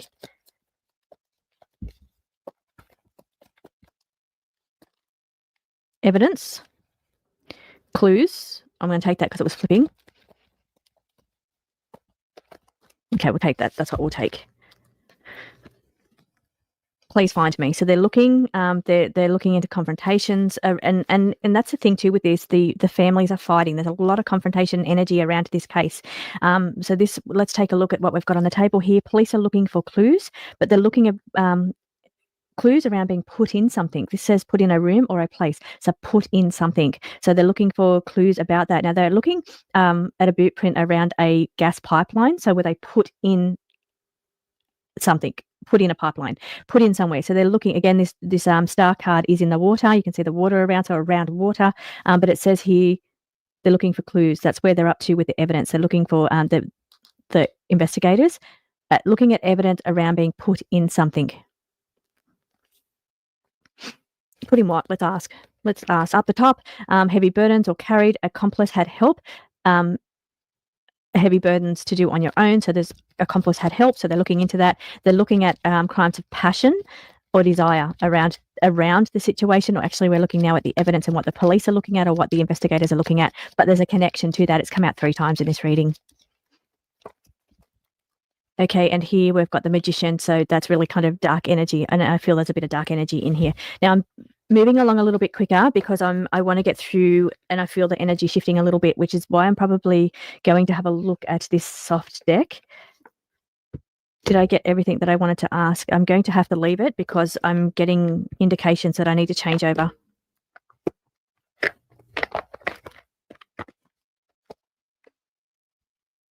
Okay, this is the connection oracle, softer energy.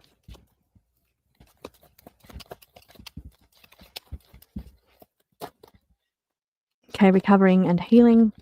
Didn't flip out, but it flipped over. Water. Okay, water. This is a water card. So you've got the swan on the water, river, pond, or swamp, it says. And this one here is unintended, not meant to happen. Maybe it wasn't meant to happen. What happened?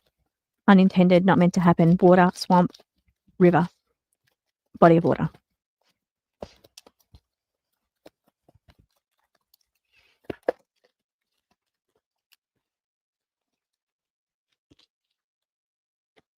Swift outcome, communication message for you, throat issues, something going on with the throat,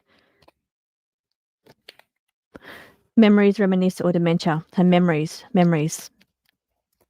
More information on that one there, please.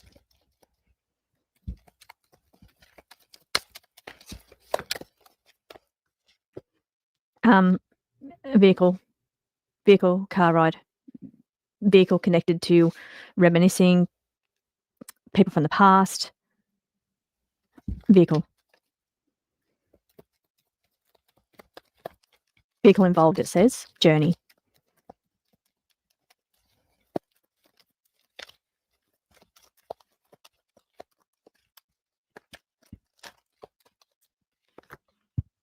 Okay, so they're working very hard at the moment, going through all information. This is just an overview, general around the case. This is not Jack and Lily's energy because I'm doing that next. Just wanted a little overview of the case. It says they're working very hard here to make connections in this case. They're seeking information. It says curiosity around and searching for truth, hidden secrets or hidden. This is a dog, a sniffer dog, seeking out clues, seeking out remains. This is where the investigation is at the moment. So they're piecing their way through connections, making connections between all of this web of lies to work out what is correct. It's like the wheel flips, as we saw there, to get a spark of curiosity. There's something around curiosity there as well. It says it on there, seeker of information. So they're really having to get the facts straight, the information straight. Now, are they narrowing in? Are they getting closer?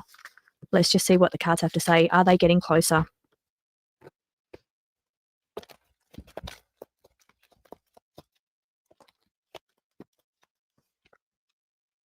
Okay, this is new, fresh information. Here it's the new fresh card. It's unintended, not meant to happen that way, not at fault. So they're looking at new information about who is at fault. Here, getting a little bit clarity. So they're starting to make a little more sense. Maybe they're wading their way through this thick cloud, and things are starting to become a little bit clearer to the investigation. So maybe they are getting a bit more clarity on what is going on here. It says, I had to go, the journey is over, I could not stay. So had to go, the journey is over. To get to the end of this journey, which is the investigation, they're getting a bit more clarity, which is taking them a step further into which direction they have to go on this search or this journey. Bottom of the deck then was the weaknesses, which is the weaknesses, children's vulnerabilities. Okay, Jack and Lily's energy. Let's tap into the energy of the children.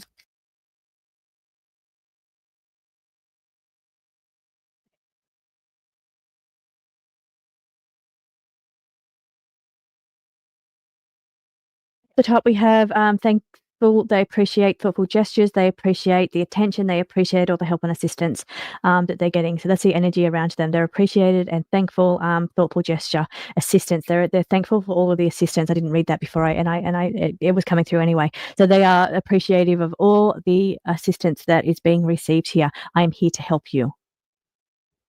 Here to help. Okay, unintended, not meant to happen, not at fault. So not now. There is some kind of control, and I don't want to neglect this card here as well. It is important. It's come out a couple of times. Here we've got the control card. We've got the Scorpio card. That's a water sign. So again, we've got that water energy. It's the controlling issues or power struggles around the dynamics of the families or the dynamics of the household here. So there was a little bit of control issues going on there, I feel.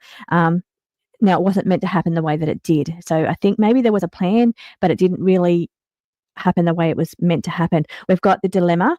There was a dilemma with this situation, but it placed the kids. The kids were in a dangerous situation because of it, because of the controlling issues, because of the unintended way things were done. Now, this could have been, it could have been as simple as the children being not watched, even. It could be that simple. So it's just saying that the children were in a dangerous situation. It wasn't meant to happen the way that it did, which is strange because it wasn't meant to happen at all. what happened was not meant to happen is a better way of saying that. Water, Scorpio, controlling issues. Now we've got connection here. We've got there's connections around here and the weaknesses, foolish moment. Moment of weakness. And again, this is a card where I feel the vulnerabilities of the children. So in a weakened state, or in a state where they had no control over the situation, they're vulnerable, they're children. But there's a connection to a dangerous situation they were placed in, or a dangerous situation. The whole situation is dangerous around the children. It wasn't intended to be that way, but it turned out to be that way. Interesting. Okay, one more pull, and then this is a final spread, and I'm doing the final spread with anything the cards want to reveal about what is coming up in this case. What is coming up in this case? And I'm using the soft, gentle energy here. Okay, I feel like there's a little bit of bullying energy going on around family, social media. Okay, soulmate energy connected to spouse. Interesting, it says spouse. Comfortable throat. Again, we've got the throat. The Taurus represents the throat or the neck area. Now I was getting lungs. So again, that could be like asphyxiation, it could be water. There's something going on with throat, and lungs is what was coming out when I done the reading last fortnight, so 2 weeks ago. Okay, lack of control. A bad lifestyle. So this is like, you can see this is somebody that is drinking, it could be partying. This is a person that's associates, people around them, but it's a bad lifestyle is what I'm getting around that situation. Now, maybe that's what they're looking into.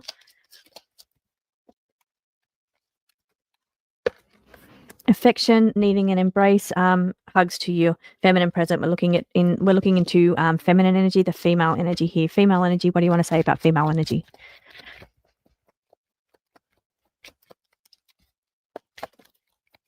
Okay, there's a bit of deception around the female involved in this case.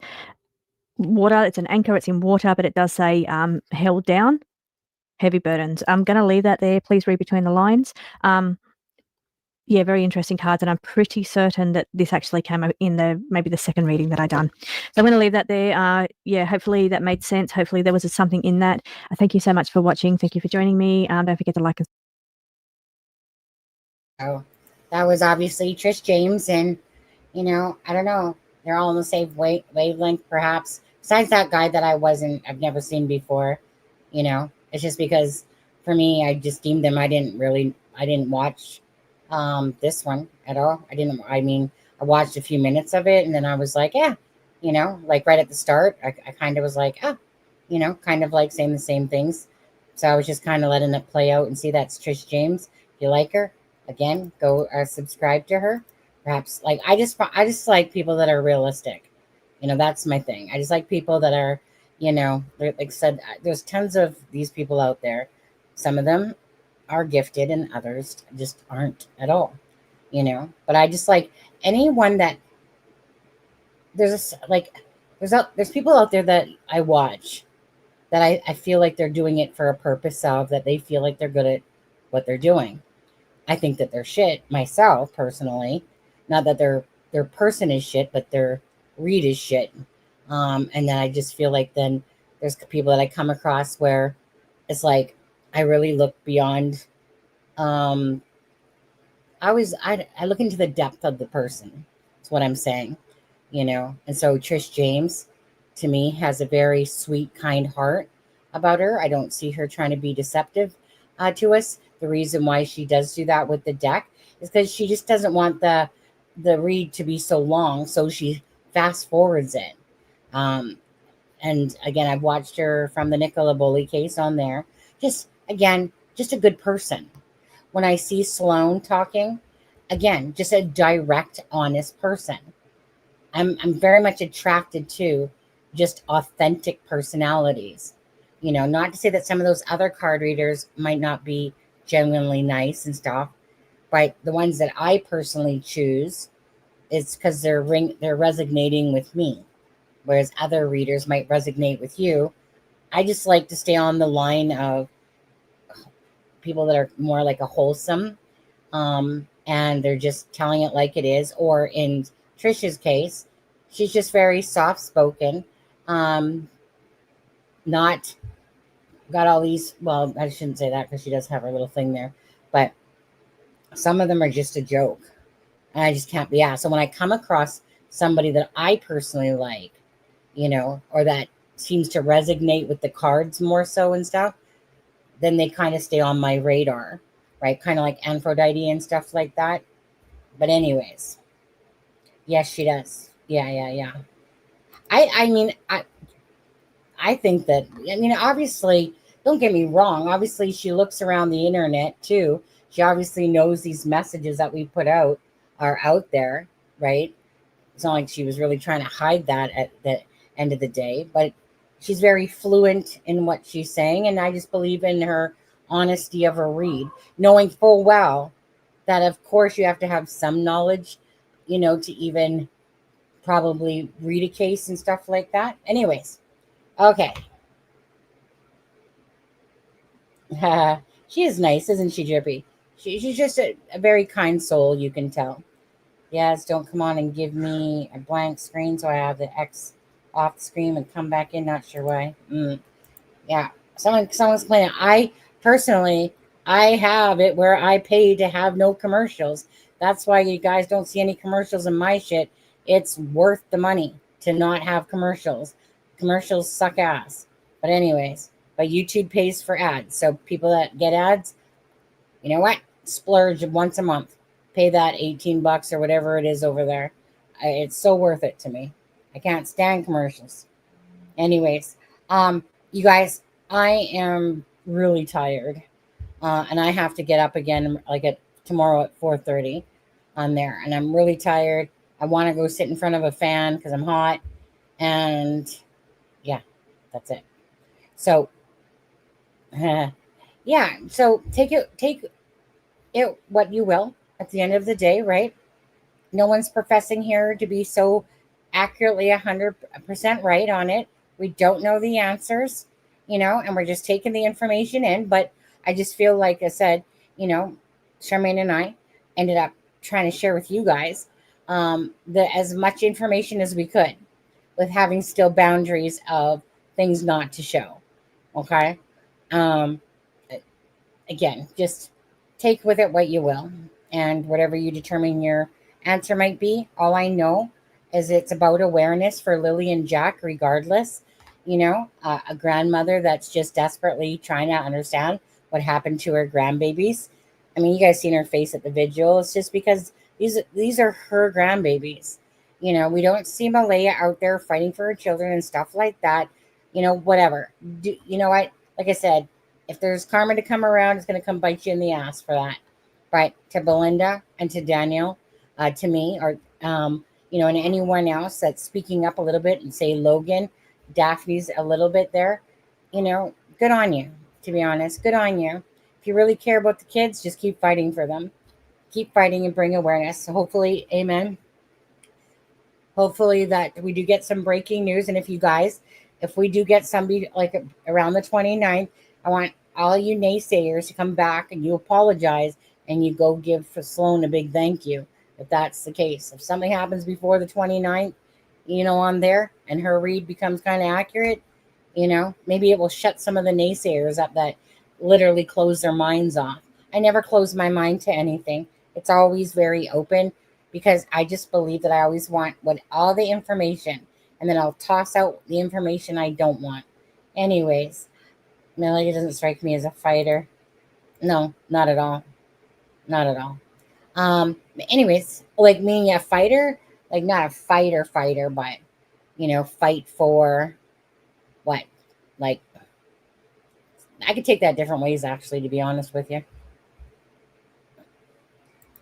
Like, if you think that I think Malaya couldn't, talk a nasty talk and stuff to Daniel, that type of fighter, I could absolutely see that.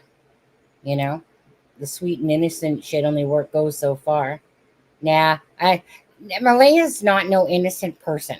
Do I think she's a rotten person? No. I think that she's naive in a lot of ways.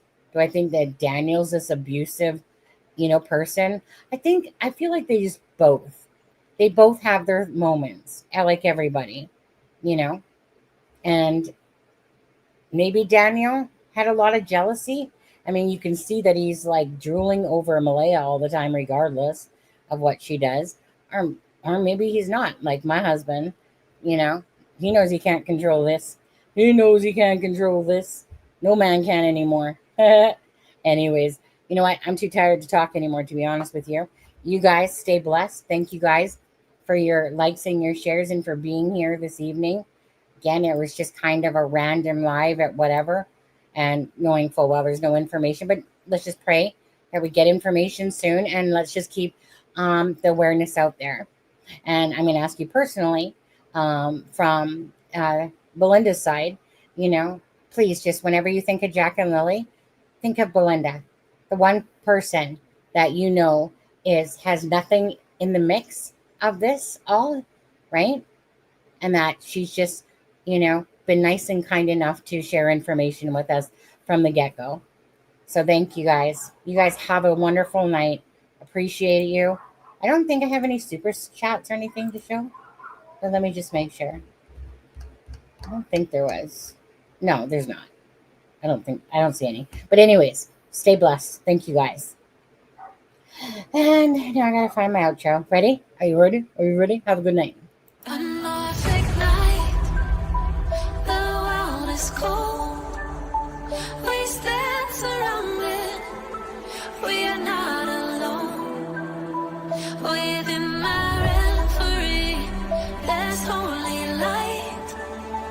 Without a number, we stand and fight.